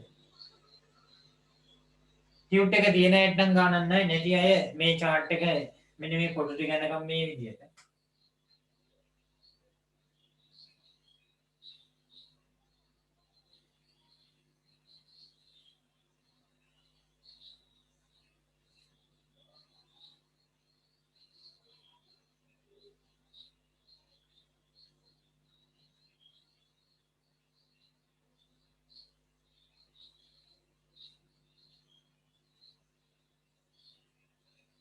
ඔය තෝරලන්ගේ විභාගයට යන කල්ම කරන්න වෙන්නේ මේ ඔන්ලයින් කතන්දරේ තමයි.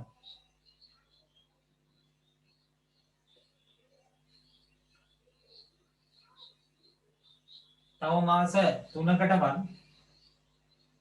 ඉස්කෝලේ පන්ති නම් පටන් ගන්න එකක් නෑ. ඉස්කෝලේ පටන් ගත්තත් පන්ති පටන් ගන්න නම් දෙන්නේ නෑ.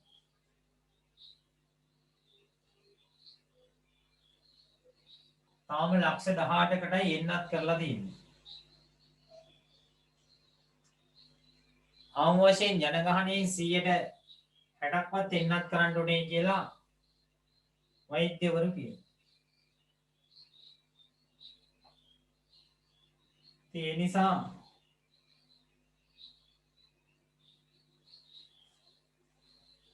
ඒ මට්ටමට වෙන්න කවදා වෙයිද කියලා ඉතින් හිතා ගන්න බෑ.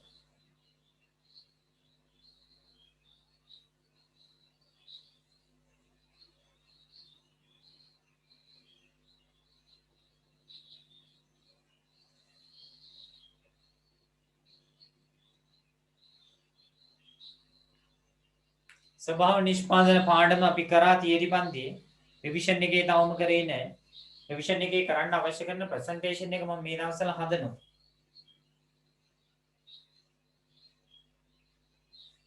මේ chart එක ඇඳලා.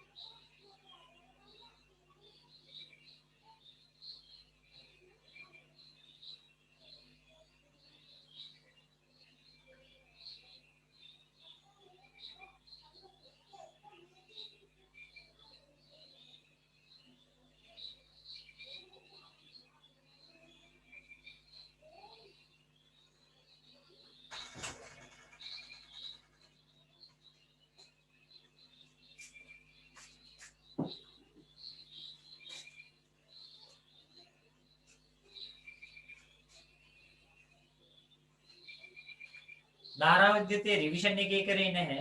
තියරි පන්තිය ඉවර කරා. තියරි පන්තියේ පාඩම් වලින් ඉතිරි වෙලා තියෙන්නේ ඔය කියන මොකක්ද අර පදාර්ථ යාන්ත්‍රික ගුණ පාඩම් විතරයි. ඒකට ICT කොටස් ටික තියෙනවා. පරිසර රසායනය ඉවර කරගත්තාම තව එක පාඩමයි ඉතිරි වෙන්නේ ICT කොටස් ටික අරුණා. සංඛ්‍යානේ යෝමේවත් ඉවර කරලායි තියෙන්නේ. රිවිෂන් එකේ කරේ චාලක රසායනය කරා. ජෛව රසායනය කරා. මොන දැන් බලය කරනවා. මොන හරි ටිකක් කරා ඉතින්. right අපි උඩම කොටුවට ගමු වායුගෝලීය කාබන්. වායුගෝලීය කාබන්.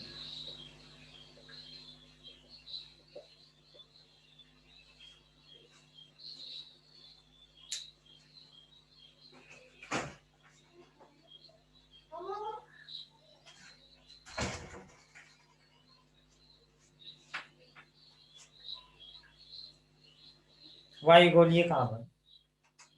එතකොට මේ වායුගෝලීය කාබන් උරා ගන්නවා ශාක. ශාක උරා ගන්නවා ප්‍රභා සංශ්ලේෂණය සඳහා.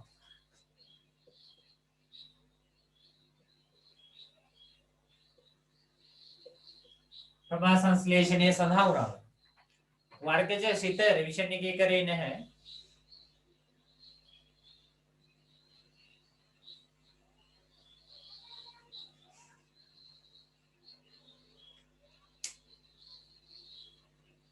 ඒ වගේම ශාක උදාහරණ කාබන් ඩයොක්සයිඩ් ශ්වසනය මගින්. එහෙනම් වායුගෝලීය කාබන් ඩයොක්සයිඩ් ශාක හරහා චක්‍රීකරණය වීමක් සිද්ධ වෙනවා. වායුගෝලීය කාබන් ඩයොක්සයිඩ් ශාක හරහා චක්‍රීකරණයක් සිද්ධ වීමක් වෙනවා.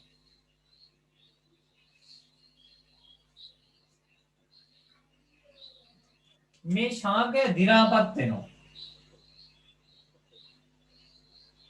ශාක දි รา පත් වීමේදී ඇති වෙනවා පොසිල ඉන්ධන.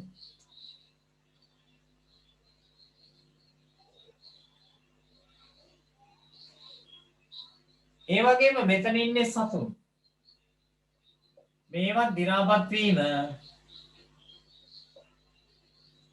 ඉන්න පොසිල ඉන්ධන ඇති වෙනවා. ඒ වගේම සතුන් ශ්වසනය මගින් වායුගෝලයට කාබන් ඩයොක්සයිඩ් උදාහරණයි.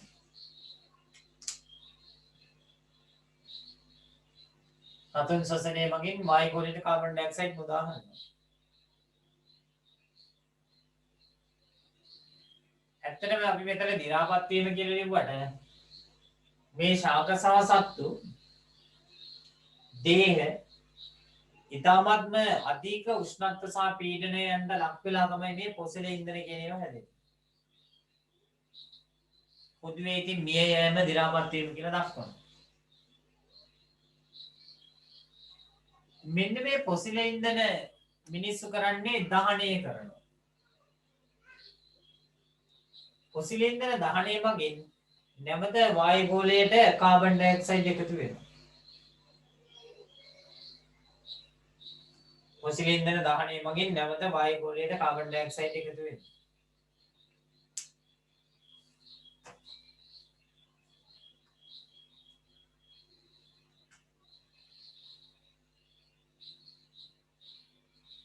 අපි ගත්තොත් එහෙම ජලයේ පවතිනවා නම් ශාක ඒ ජලජ ශාක ශ්වසනයේදී නිකුත් කරන කාබන් ඩයොක්සයිඩ් එතකොට ජලයේ ද්‍රවිත කාබන් ඩයොක්සයිඩ් ඇති වෙනවා.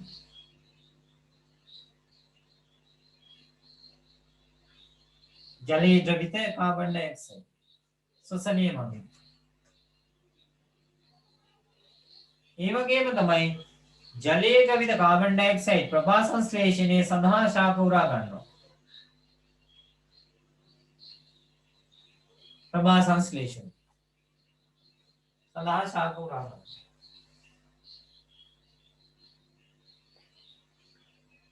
වායුගෝලීය කාබන් ඩයොක්සයිඩ් ජලයේ දිය වෙලා වැසි ජලයේ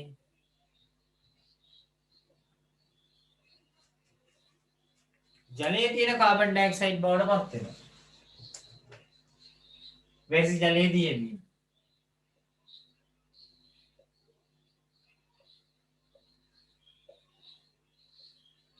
දැන් මේ දවස්වල අර නැවේ තියෙන නයිට්‍රික් අම්ලය දහනය වෙලා වායුගෝලයේ නයිට්‍රික් ඔක්සයිඩ් සහ නයිට්‍රජන් ඩයොක්සයිඩ් බහුල.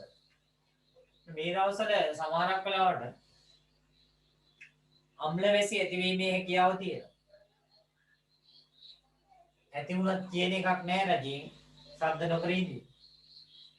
මේ ජලයේ ද්‍රවිත කාබන් ඩයොක්සයිඩ් වාෂ්පීකරණය වෙලා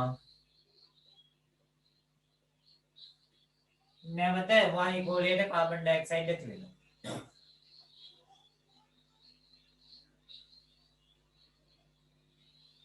ජලයේ දියවෙන කාබන් ඩයොක්සයිඩ් වැඩිපුර සාන්ද්‍රණ වලින් පවතිනවා නම් ඒවා අවක්ෂේප වෙනවා. ඒවා අවක්ෂේප වෙලා ඇති වෙනවා කාබනේටමය පාෂාණ.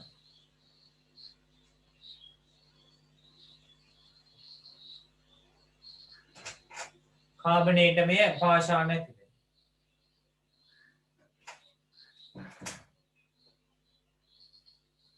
කාබනේටමය පාෂාණ නැවත දියවීමෙන් ජලයට කාබන් ඩයොක්සයිඩ් ලැබෙනවා.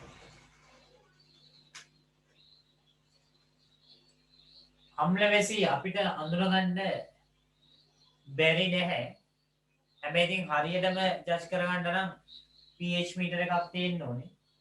pH අගය 4.5 අතර ප්‍රමාණයක pH අගයක් පවතිනවා නම් ඒ වැස්ස අම්ල වැස්සක් විදිහට සලකනවා.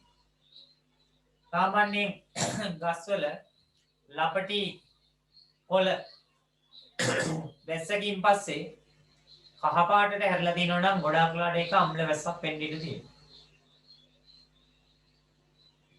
ඒ අරුණාම විද්‍යාත්මක සනාථ කරන්න නම් pH මීටර එකක් තියෙන්න ඕන. පොදුවේ වගාවන්ගේම විනාශ වෙලා යනවා අම්ල වැසි වැඩිච්චාම. කොහොමද මේ දවස්වල අර කොළඹ පැත්තේ තිබ්බේ නැව එන්න මධ්‍යම කඳුරේ කඳුකරේ බටහිර බෑවේ තමයි අපි ඉන්නේ. අපිට තමයි ෂුවර් එකටම අම්ල වැස්සාවොත් එන්නේ.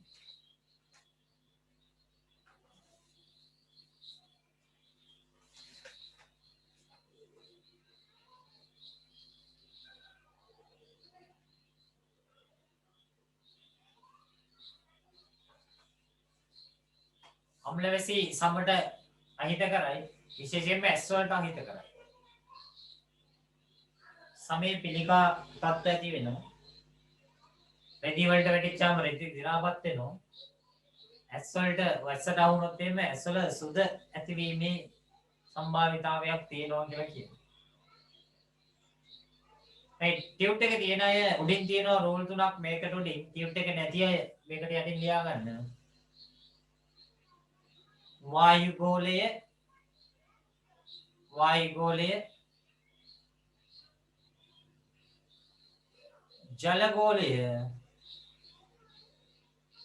ජලගෝලය ශිලාගෝලය සහ ජෛව ගෝලය තුල වායුගෝලය ජලගෝලය ශිලාගෝලය සහ ජෛව ගෝලය තුල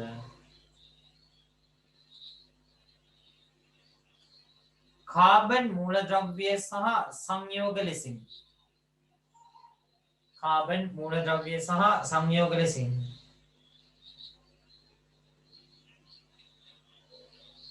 හුවමාරු වන ආකාරය විදහා දක්වනු ලබන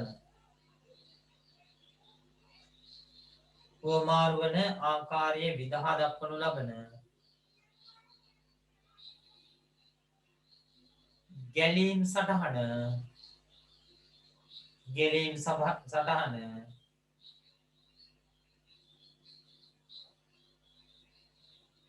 කාබන් චක්‍රයයි. ගැලීම් සටහන කාබන් චක්‍රයයි. හැම පාඩයකටම රිවිෂන් කරනවා නේද කියලා අහනවා. පුළුවන් උපරිම උත්සාහය දරනවා. අපි සාමාන්‍ය පන්තියේ තිබ්බනම් හැම අවුරුද්දෙම හැම පාඩමක්ම රිවිෂන් කරනවා. ඇතිපදමට ප්‍රශ්නත් කරනවා. ඉතින් මේ සැරේ මේ ඔන්ලයින් කතන්දරේ මම මේකට කැමැත්තෙන් කරනවා නෙමෙයි කරන්න දෙයක් නැති නිසා කරනවා. මේ වෙච්චර සාර්ථක වැඩ නොවන මිත්‍ය අපි උදාකාරවම දන්නවා. ඉතින් පුළුවන් උපරිමයටම කරනවා. බලමු මේක තමයි දැන් අපිට බැරි වෙන එකක් නෑ හේතුව මේ මාසය ඇතුළත මේ පරිසර රසායනයේ පදාර්ථ යාන්ත්‍රික ගුණ ඉතිරි කරගත්තොත් තව පැය ගාණක් එකතු කරගන්න පුළුවන් රිවිෂන් එක. right ලියමු මීට යටින් ටියුට් එක තියෙන අය හැබැයි පිටු ලියන්න. වායුගෝලයෙන් කාබන් ඩයොක්සයිඩ් ඉවත් වෙන ප්‍රධානතම ක්‍රමවේදය තමයි ප්‍රභා සංශ්ලේෂණය කියන්නේ. ඒන්න තමයි ගස්ව ගන්න කියන්නේ. එතකොට වායුගෝලයේ තියෙන කාබන් ඩයොක්සයිඩ් යම් කිසි මට්ටමකට පාලනය කිරීමේ හැකියාව තියෙනවා. මොකද එයාට විතරයි ඉවත් කරන්න පුළුවන්. ඒන්න අනිවාර්යයෙන්ම ගස් වැවීම මිහිකතේ උණුසුම පාලනය සඳහා වැදගත් වෙනවා. ඊ හැබැයි ලෝක පරිසර දිනය කිසිම හැලෝල්මනක් නැහැ. ඉස්කෝලේ පටන් ගන්න නැති ඉඳලා විභාගේ කල්යයිද කියලා හරියටම කියන්න බෑ. කල්යන්නත් ඉඩ තියෙනවා නොයන්නත් ඉඩ තියෙනවා. මම නම් හිතන්නේ කල්දායි කියලා. මොකද දැන් ආණ්ඩුව ඔක්කොම වැඩ අනාගෙනයි ඉන්නේ. රට විවෘත කරන දවසක් කාටවත් කියන්න බෑ. දොස්තරලා කියපු දේ ආලා රට කලින් වැහුවා නම් කොරෝනා මේ තරම් පැතිරෙන්නේ නැහැ. දැන් වැහුවා කියලා ඇති වැඩකුත් නැහැ. පැතිරෙන්න ඕන හරිය පැතිරිලායි තියෙන්නේ. ඒ ඉන්න ඉස්කෝලේ පටන් ගන්න එක නම් මේ දැන් ජූනිනේ ජූලි අගෝස්තු තව මාස දෙකක්වත් යයි. අගෝස්තු අග ඉස්කෝලේ පටන් ගත්තොත් විභාගේ කල්යන එකක් නැහැ එහෙමම තියයි. මොකද ඉස්කෝලේ වලින් කැදවනවා සිලබස් ඉවර කරාද කියලා ඉස්කෝල ගුරුවරුන්ගේ. ඒ ගුරුවරු කොහොමද හැමසැරේම ලියන්නේ ඉවර කරා කියලා තමයි කවදාවත් ඉවර කරන්නේ නැති වුණා. ඒක තමයි ඉස්කෝලේ ගුරුවරුන්ගේ නිර්දේශය මත තමයි විභාගේ කල් දානවද නැද්ද කියන එක තීරණය කරන්නේ. ඉස්කෝලේ ගුරුවරු හැමදාම යවන්නේ සිලබස් ඉවරයි කියලා. මොකද ඉස්කෝලේ තිබ්බා කියලා ළමයි යන්නේ නැහැ. එන්න විභාග කල්යන එකක් නැහැ. එල්ලෙමු පළවෙනි තලකුණ වායුගෝලයෙන් කාබන් ඩයොක්සයිඩ් ඉවත් කරනු ලබන වායු ගෝලයෙන් කාබන් ඩයොක්සයිඩ් ඉවත් කරනු ලබන ප්‍රධානතම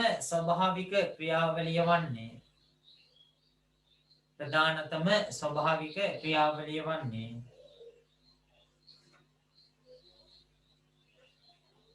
ප්‍රභා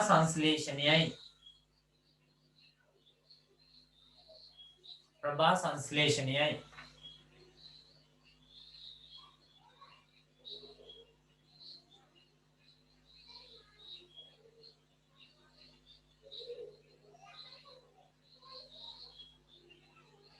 එතකොට වායු ගෝලයට කාබන් ඩයොක්සයිඩ් එකතු වෙනවා ශාක සහ සතුන්ගේ ශ්වසන ක්‍රියාවලිය මගින්. එනේ පරිවෘත්තීය අපද්‍රව්‍යයක් විදියට තමයි කාබන් ඩයොක්සයිඩ් නිකුත් වෙන්නේ. කියන්නේ ඊගාව කරුණ දෙවෙනි එක. ජෛව ගෝලය තුල සිදුවන ජෛව ගෝලය කියවම ශාක සහ සත්ත්ව දෙකොල්ලම. ජෛව ගෝලයේ සිදුවන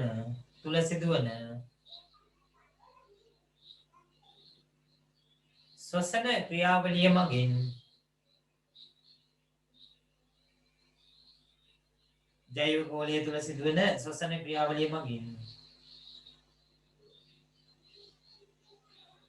වායු ගෝලයට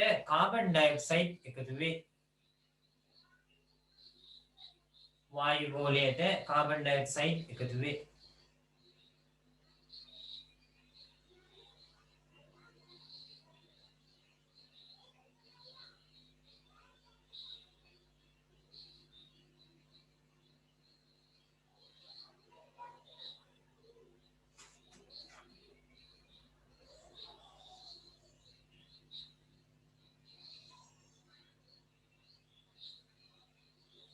ඊට පස්සේ සාමාන්‍යයෙන් වායු ගෝලයට කාබන් ඩයොක්සයිඩ් අසීමිත ලෙස එකතු වෙන්න පටන් ගත්තේ කාර්මික විප්ලවයෙන් පස්සේ පොසිල ඉන්ධන දහනය නිසා. දැන් අර ගිනි ගත්ත නෙවෙයි දවස් 4ක් 5ක් ගිනි ගත්තම එතකොට ඇතිපදමට කාබන් ඩයොක්සයිඩ් එකතු වුණා. ඒ කාබන් ඩයොක්සයිඩ් ඔක්කොම ආවේ ලංකාවේ මෝද පැත්තට තමයි. ගියානම් ටිකක් යන්න ඇති මාලදිවයින පැත්තට. ලියමු. කාර්මික විප්ලවයෙන් පසු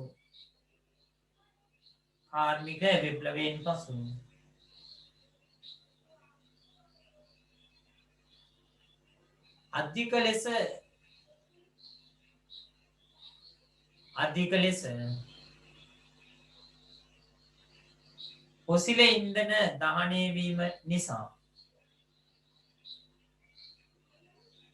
පොසිල ඉන්ධන දහනය වීම නිසා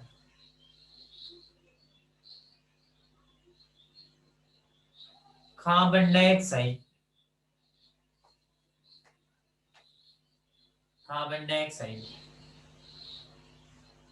වැඩිපුර වායු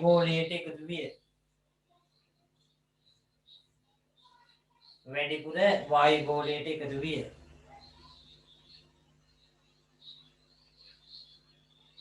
එය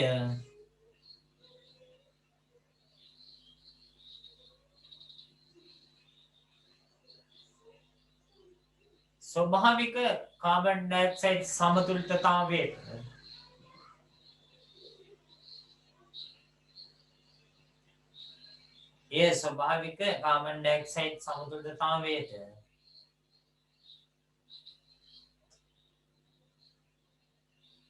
ඍජුවම බලපාන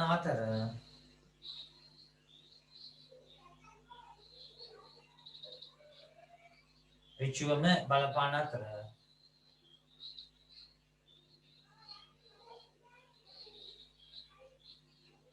කාබන් වලින් වායු ගෝලය දූෂණය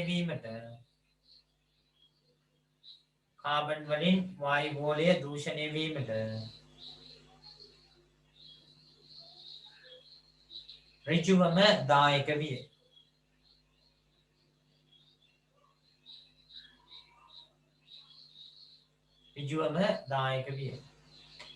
දෙවෙනි අරිකුවේ මෙන්න මේ කාරණාව ජෛව ගෝලයේ තුල සිදුවන ශ්වසන ක්‍රියාවලිය මගින් වායු ගෝලයට කාබන් ඩයොක්සයිඩ් එකතු වේ. දෙවෙනි කාරණේ විදිහට කිව්වේ ජෛව ගෝලයේ තුල සිදුවන ශ්වසන ක්‍රියාවලිය මගින් වායු ගෝලයට කාබන් ඩයොක්සයිඩ් එකතු වෙයි කියන්නේ.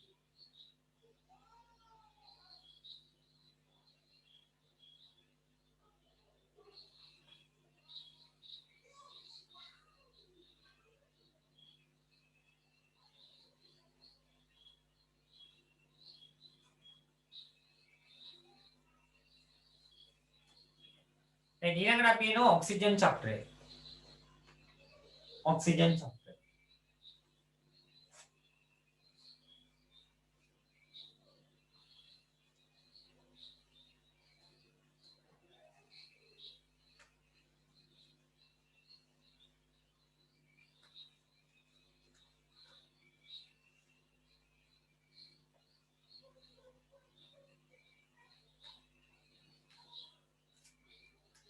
මේ ටියුට් එක නැති අය මේ විදිහට අඳගන්න.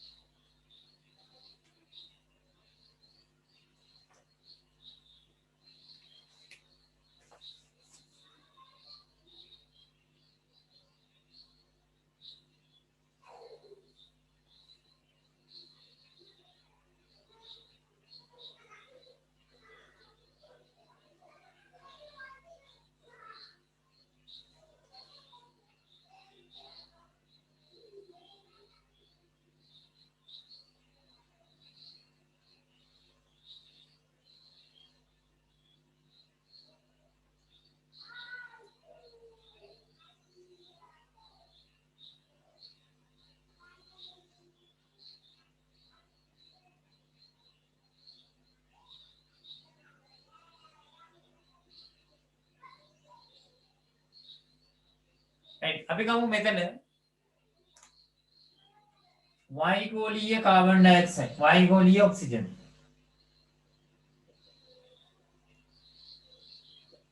වායුගෝලීය ඔක්සිජන්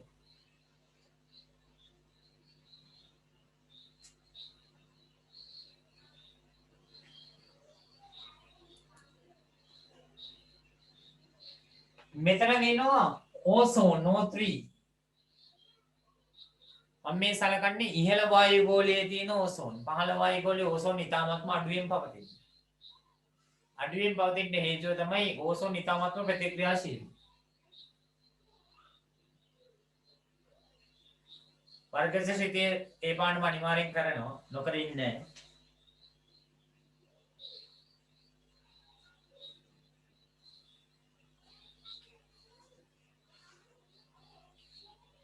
වායුගෝලීය ඔක්සිජන් ඕසෝන් බවට පත් වෙනවා ඕසෝන් නැවත ඔක්සිජන් බවට පත් වෙනවා මෙන්න මේ ක්‍රියාවලියට තමයි අපි කියන්නේ ඕසෝන් චක්‍රය කියලා.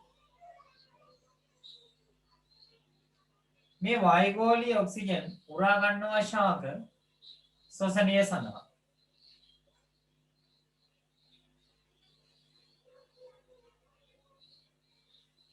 මේ ශාක වියෝජනයෙන් ඇති වෙනවා අයින්ද්‍රිය ද්‍රව්‍ය.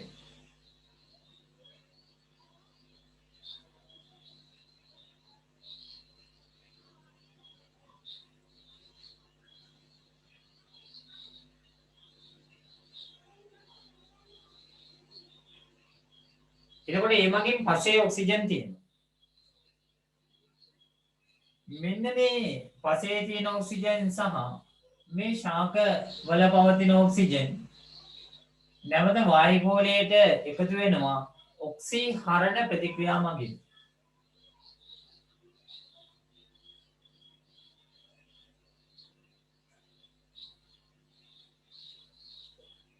ඔක්සිහරණ ප්‍රතික්‍රියා මගින් එකතු වෙනවා.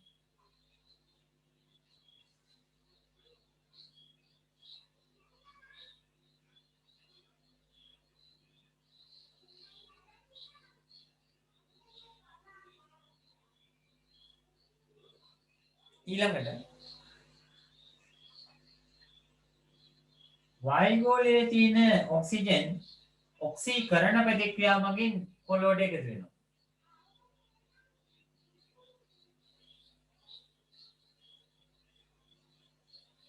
ඔක්සීකරණ ප්‍රතික්‍රියා මගින්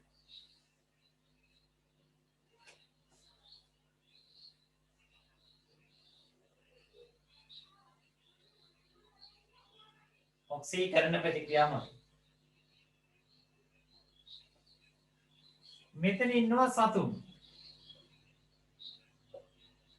මේ සතුන් වායුගෝලීය ඔක්සිජන් උරා ගන්නවා ශ්වසනය මගින්.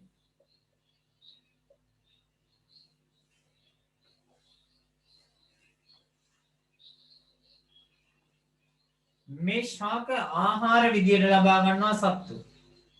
මේ සත්තුත් මිය ගිහිල්ලා අවසානයේදී ඓන්ද්‍රිය ද්‍රව්‍ය බවට පත් වෙනවා.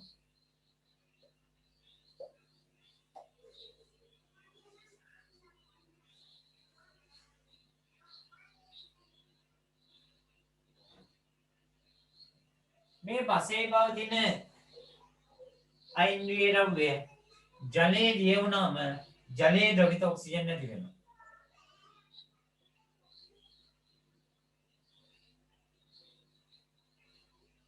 ජලයේ ද්‍රවිත ඔක්සිජන් ද්‍රවණය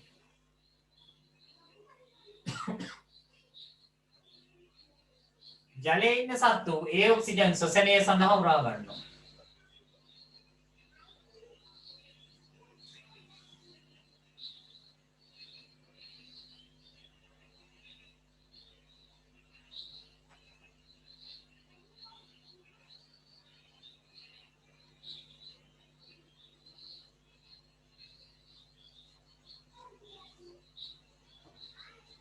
මෙන්න ඔක්සිජන් චක්‍රය.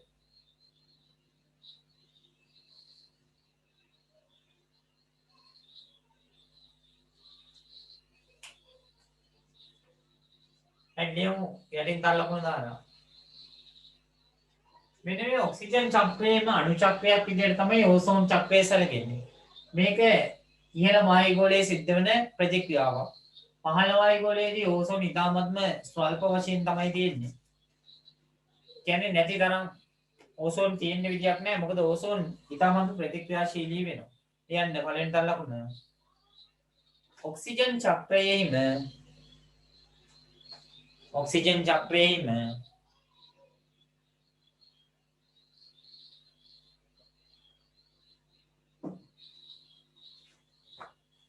අණු චක්‍රයක් වන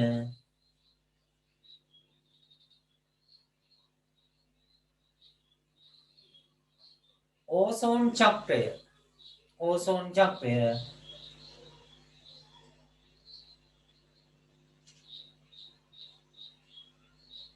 වායුගෝලයේ ඉහළ ස්තරවල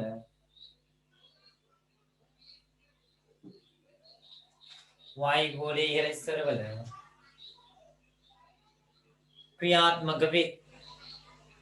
වායුගෝලයේ ඉහළ ස්තරවල ක්‍රියාත්මක වේ.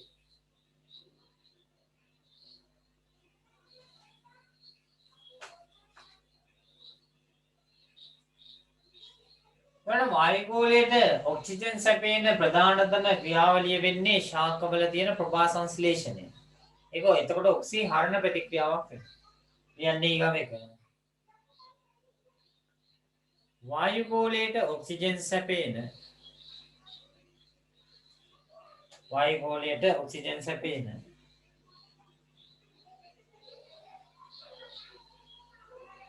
ප්‍රධානතම ක්‍රියාවලිය වන්නේ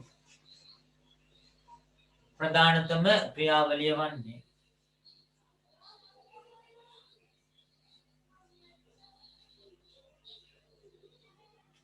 ප්‍රභා සංශ්ලේෂණයයි. ප්‍රභා සංශ්ලේෂණයයි.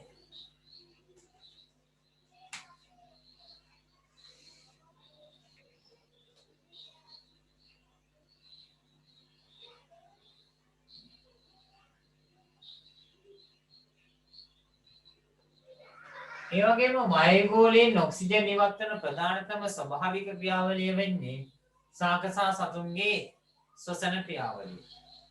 ඊගාව කඩ ලියන්න. වායුගෝලයෙන්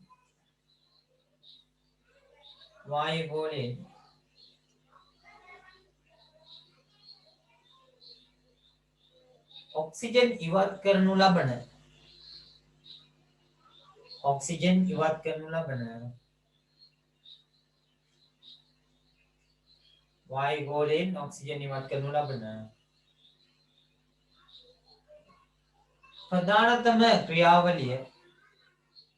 ප්‍රධානතම ක්‍රියාවලිය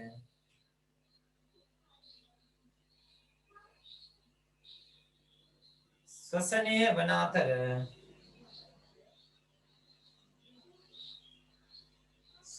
වන අතර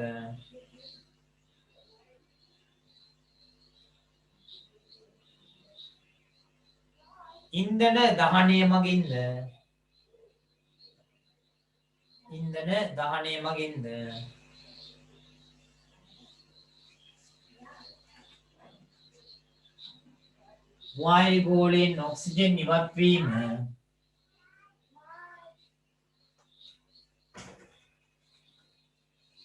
වායුගෝලයෙන් ඔක්සිජන් ඉවත් වීම සිදුවේ.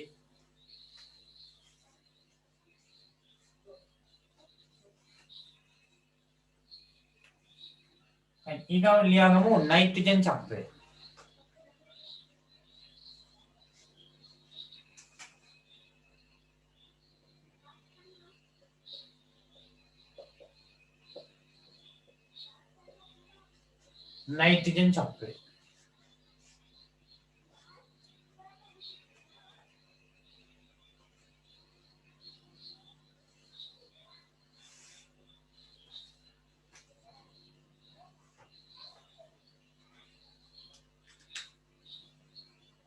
මේක නම් ටිකක් සංකීර්ණයි.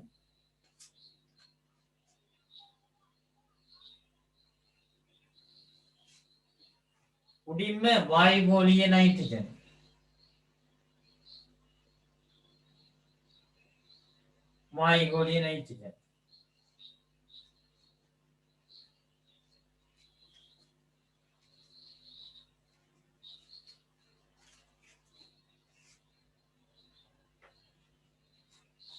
මෙන්න මේ වායුගෝලීය නයිට්‍රජන් NO නයිට්‍රික් ඔක්සයිඩ් බවට පත් වෙන අකුණු ගැසීම මගින්. මගෙත් එක්ක මැදගෙන යන්න ඕක. වායුගෝලීය නයිට්‍රජන් අකුණු ගැසීම මගින් නයිට්‍රික් ඔක්සයිඩ් බවට පත් වෙනවා.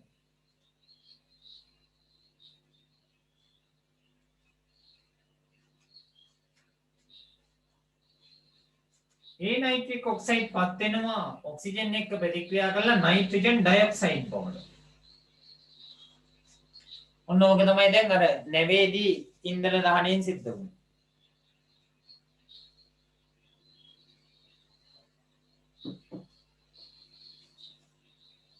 නයිට්‍රජන් ඩයොක්සයිඩ් බවට පත්. මේ නයිට්‍රජන් ඩයොක්සයිඩ් නයිට්‍රස් නයිට්‍රික් අම්ල බවට පත් වීමෙන් අවසානයේදී පසට එකතු වෙනවා නයිට්‍රේට අයන විදියට.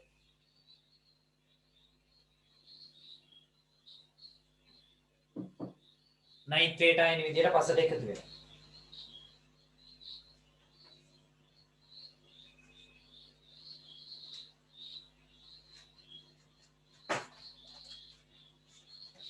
ඊළඟට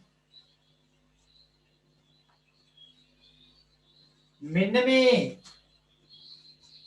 නයිට්‍රජන් සත්තුන්ට පුළුවන් එකපාරම පසේ තියෙන නයිට්‍රජනීය සංයෝග බවට පත් කරන්නේ. එහෙම නැත්නම් අපි ඒකට කියනවා ජෛවීය තිරකරණය කියලා. එතකොට ඒකට කියනවා අපි අයින්ද්‍රිය නයිට්‍රජන් කියලා. ජෛවීය තිරකරණය. මෙන්න මෙතනින් තව කොටු දෙකක් ඇඳගන්න ඉඩ තියාගෙන ඔබ ලියා ගන්න. අයින්ද්‍රිය නයිට්‍රජන්.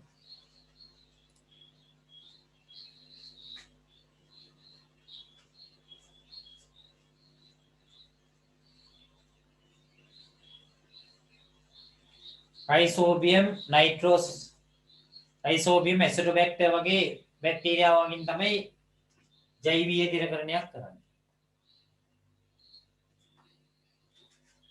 මෙන්න මේ අයින්ද්‍රිය නයිට්‍රජන් ශාක තුල වූ ප්‍රෝටීන බවට පත් වෙනවා. කියන්නේ අවශෝෂණය මගින්.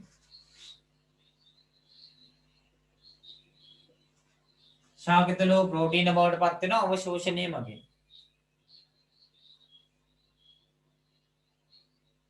අයින්ද්‍රිය නයිට්‍රජන් ශාක තුල වූ ප්‍රෝටීන අවශෝෂණය මගින්.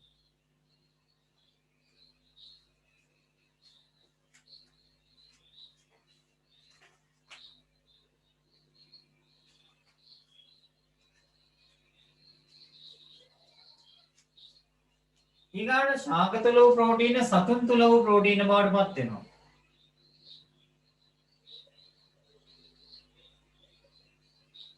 ආහාර මගින්. සතුන් තුල වූ ප්‍රෝටීන බවට පත් වෙනවා ආහාර මගින්.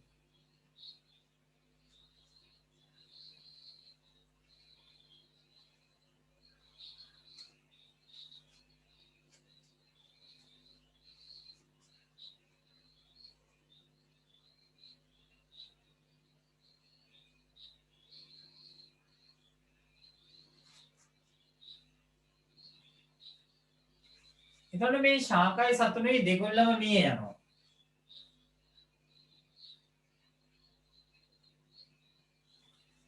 ඒ කියන්නේ වියෝජනය වෙනවා. හැදෙන ඇමෝනියම් අයන. අපි කියනවා ප්‍රෝටීන හායනීය වෙනමයි කියලා. වියෝජනය මගින් ඇමෝනියම් අයන හැදෙනවා. ප්‍රෝටීන හායනය.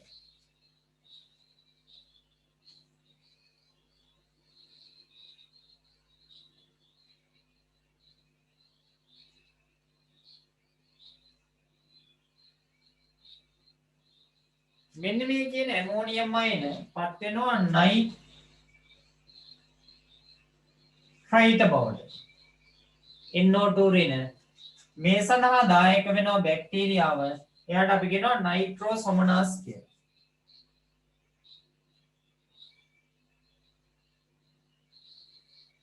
ඇමෝනියම් අයන නයිට්‍රයිට අයන බවට පත් කරනවා. නයිට්‍රෝසොමනස්. ඒ නයිට්‍රයිට නයිට්‍රේට බවට පත් කරනවා නයිට්‍රෝබැක්ටර්.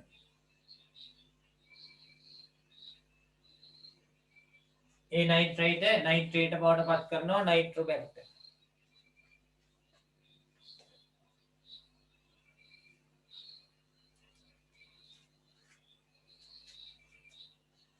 මේ නයිට්‍රයිට ජලයේදී වෙලා භූගත ජලයට එකතු වෙනවා.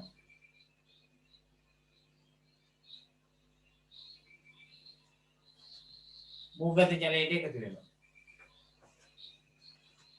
ශාක තුල ප්‍රෝටීන ගාව තියෙන්නේ අවශෝෂණය. ශාක තුල ප්‍රෝටීන ආහාර මගින් සතුන් තුල ප්‍රෝටීන බවට පත් වෙනවා. ශාකයි සත්වයේ දෙගොල්ලම වියෝජනය වෙලා ඇමෝනියම් අයන බවට පත් වෙනවා.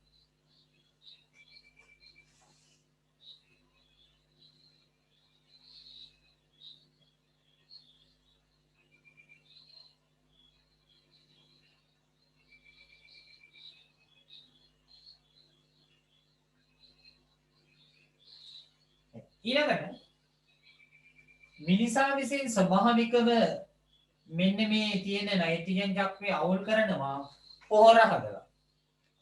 එතකොට හේබර් ක්‍රමයේ මගින් ඇමෝනියා හදනවා.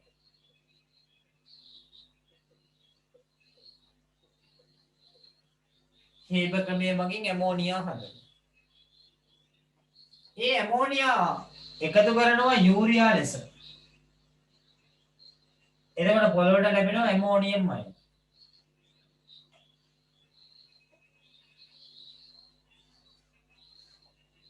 ඇතැම් විට දැන් ওই මුහුදේදී වුණා වගේ මේ ඇමෝනියා කෙලින්ම නයිට්‍රේට් අයන ලෙස පොළොවට එකතු වෙනවා. නයිට්‍රික් අම්ලය හදන්න ගන්නවනේ. ඒතකොට නයිට්‍රික් අම්ලය දැන් මුහුදේ වැටෙනම් පොළොවට එකතු වෙනවා.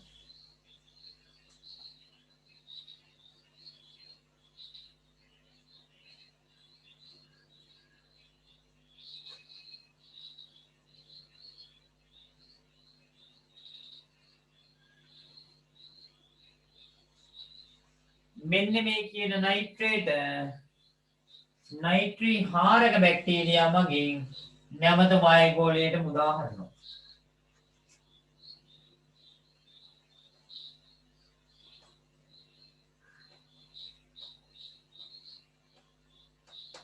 නයිට්‍රී හාරක බැක්ටීරියා.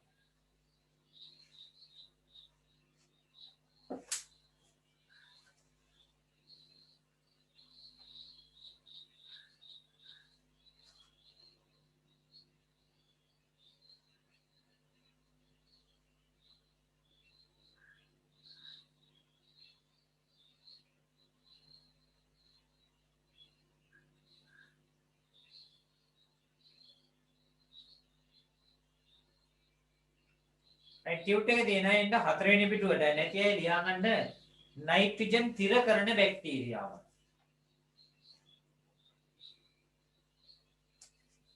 නයිට්‍රජන් තිර කරන බැක්ටීරියාව.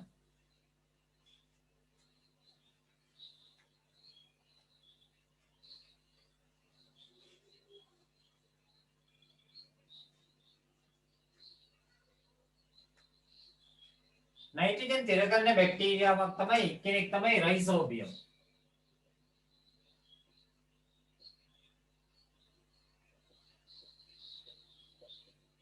එක්කෙනෙක් තමයි රයිසෝබියම්.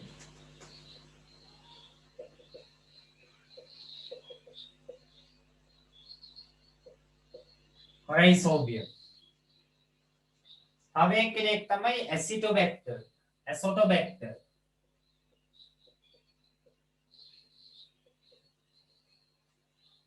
එක්කෙනෙක් රයිසෝබියම් අනිත් එක්කෙනා ඇසොටෝබැක්ටර්. ඇසිටෝබැක්ටර් නෙමෙයි ඇසොටෝබැක්ටර්. ඇසිටෝබැක්ටර් ඉන්නේ විනාකිරිවල. මේ ඉන්නේ පසේ නිදැල්ලේ වෙසෙන බැක්ටීරියාවක් එයාට කියනවා ඇසොටෝබැක්ටර් කියලා.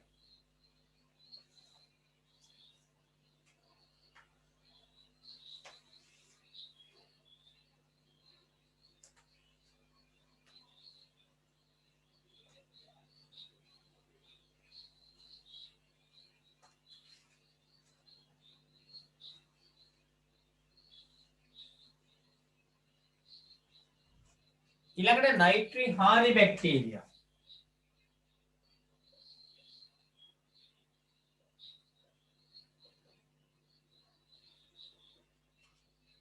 දෙන්නෙක් මතක තියාගන්න වෙන එක්කෙනෙක් තමයි සියුඩෝමෝනාස් ඩිනයිට්‍රිෆිකන්ස්.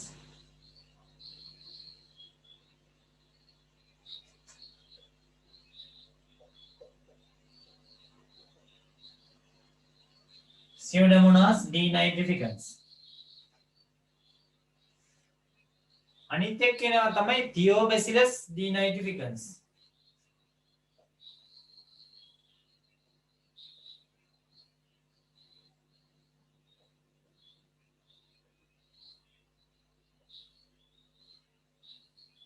Thiobacillus denitrificans.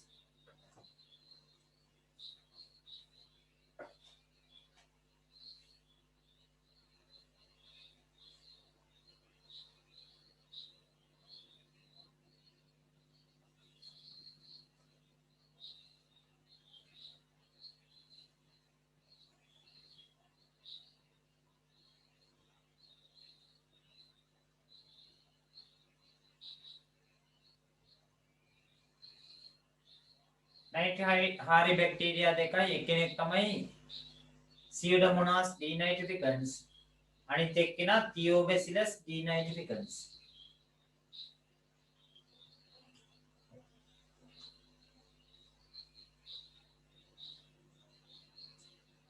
එතකොට ජල ගෝලයේ වායු ගෝලයේ සහ ශිලා ගෝලයේ තුල නයිට්‍රජන් විවිධ ආකාරයෙන් පවතිනවා. යටින් ලියන්නේ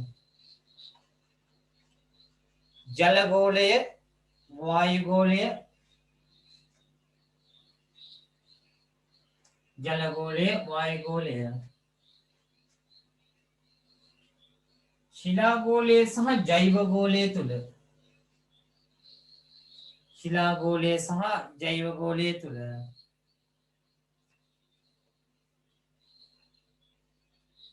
නයිට්‍රජන් විවිධ ආකාරයට පවතී. නයිට්‍රජන් විවිධ ආකාරයට පවතී.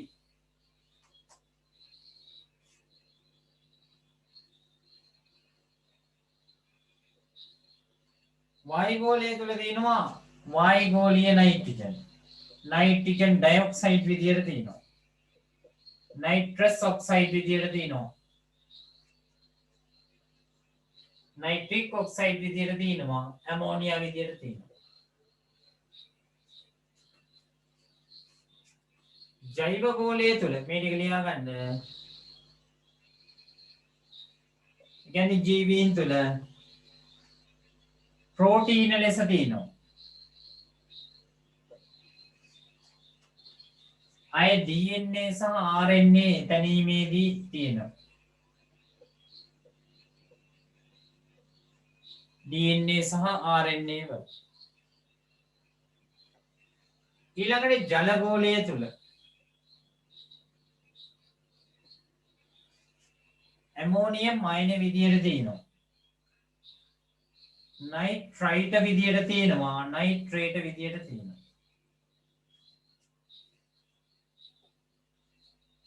ඊළඟට ශිලා ගෝලය තුල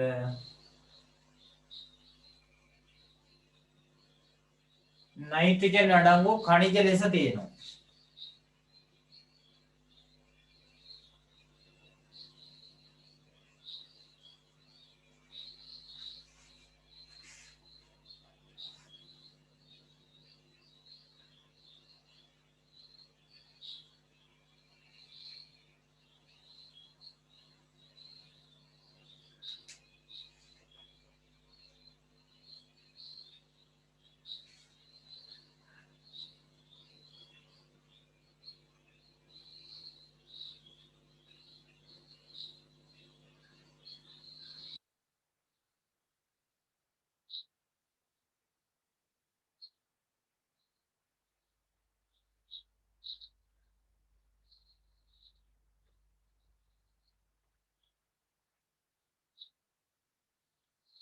right එන්නේ ඊගාවට ජල චක්‍රය.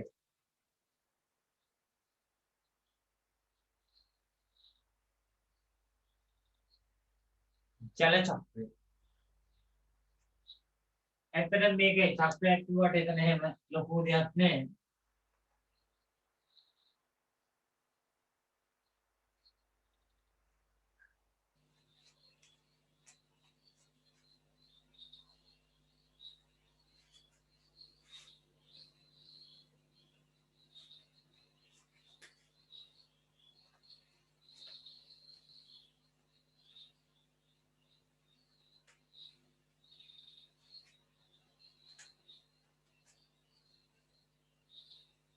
මෙතන කරදිය නැත්නම් සාගර ජලය. ජල වාෂ්ප. මෙතන පෘථිවි කබල තුල ඇති ජලය.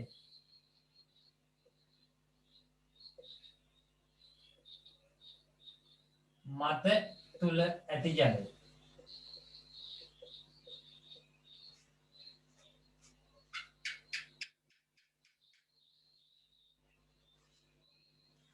පෘථිවි කබල මත තියෙන ජලය තුල තියෙන ජලය ගංගා ඇලදොල මගින් සාගර වෙත එනවා. සාගරවල තියෙන ජලය වාෂ්පීකරණයෙන් ජල වාෂ්ප බවට පත් වෙනවා. එතන වාෂ්පීභවනය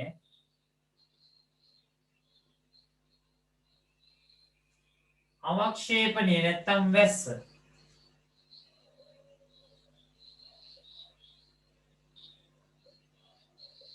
නැවත සාගරවලට එකතු වෙනවා. මෙතනත් එහෙමයි.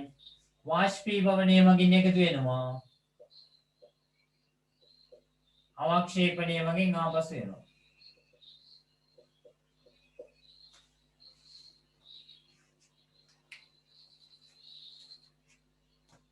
මෙන්න මේක තමයි සිද්ධ වෙන්නේ.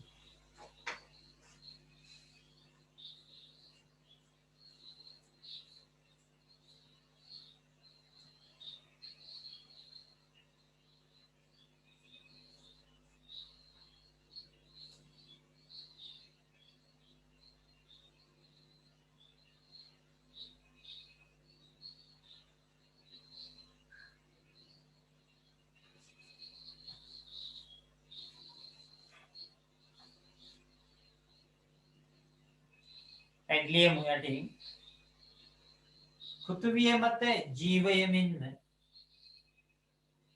පෘථිවිය මත ජීවයමින්ම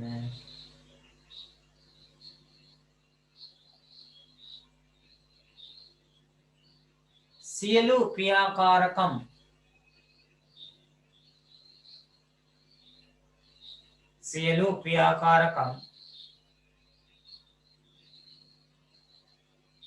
පවත්වාගෙන යෑම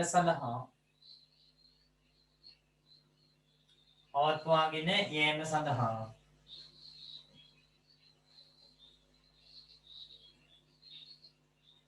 ජල චක්‍රය නිවැරදිව ක්‍රියාත්මක වීම අවශ්‍ය වේ.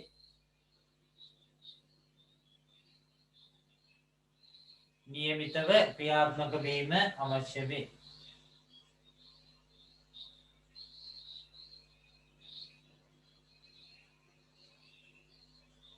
මෙම සමතුලිතතාවය බිඳවැටීම මගින්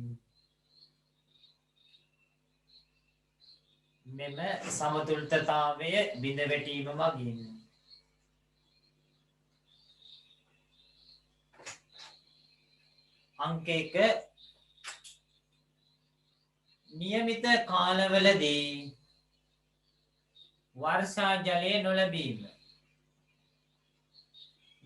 කාලවලදී වර්ෂා ජලය නොලැබීම.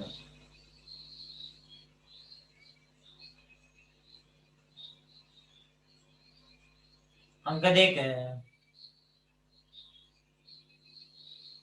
දැඩි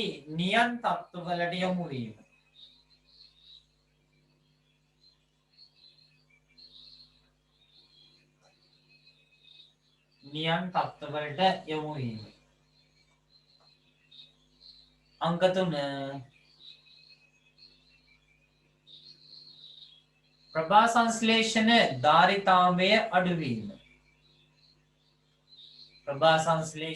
ධාරිතාවය අඩුවීම.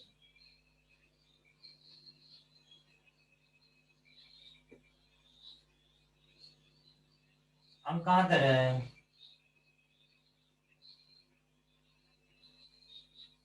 රෝග පැතිරීමේ ප්‍රවණතාවයන් වැඩිවීම.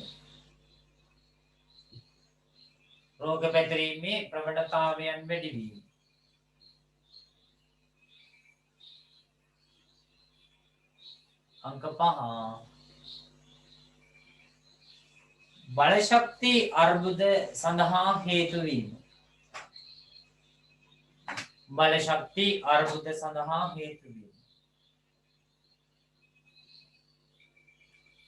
සිදුවිය හැක. ඔන්න මූලික කොටස පටන් ගත්තා. ඒ කොටස ඉවර වුණා. ඊගා දවසේ අපි කතා කරනවා ජල චක්‍රය දූෂණය වෙන්නේ කොහොමද? වායු ගෝලය දූෂණය වෙන්නේ කොහොමද? ඒ කටස් ටික. හෙට උදේ පන්තිය තියෙනවා. මම පුළුවන් වුණොත් දැන් ලින්ක් එක දාන්නම්. බැරි වුණොත් හෙට 5 මාරට කලින් දාන්න. හරි එහෙනම් අදට පන්තිය අවසන්. හෙට උදේ බලය පාඩමෙන් තමයි ආය හම්බ වෙන්නේ. සියලු දෙනාටම එනම් සුබ රාත්‍රියක්.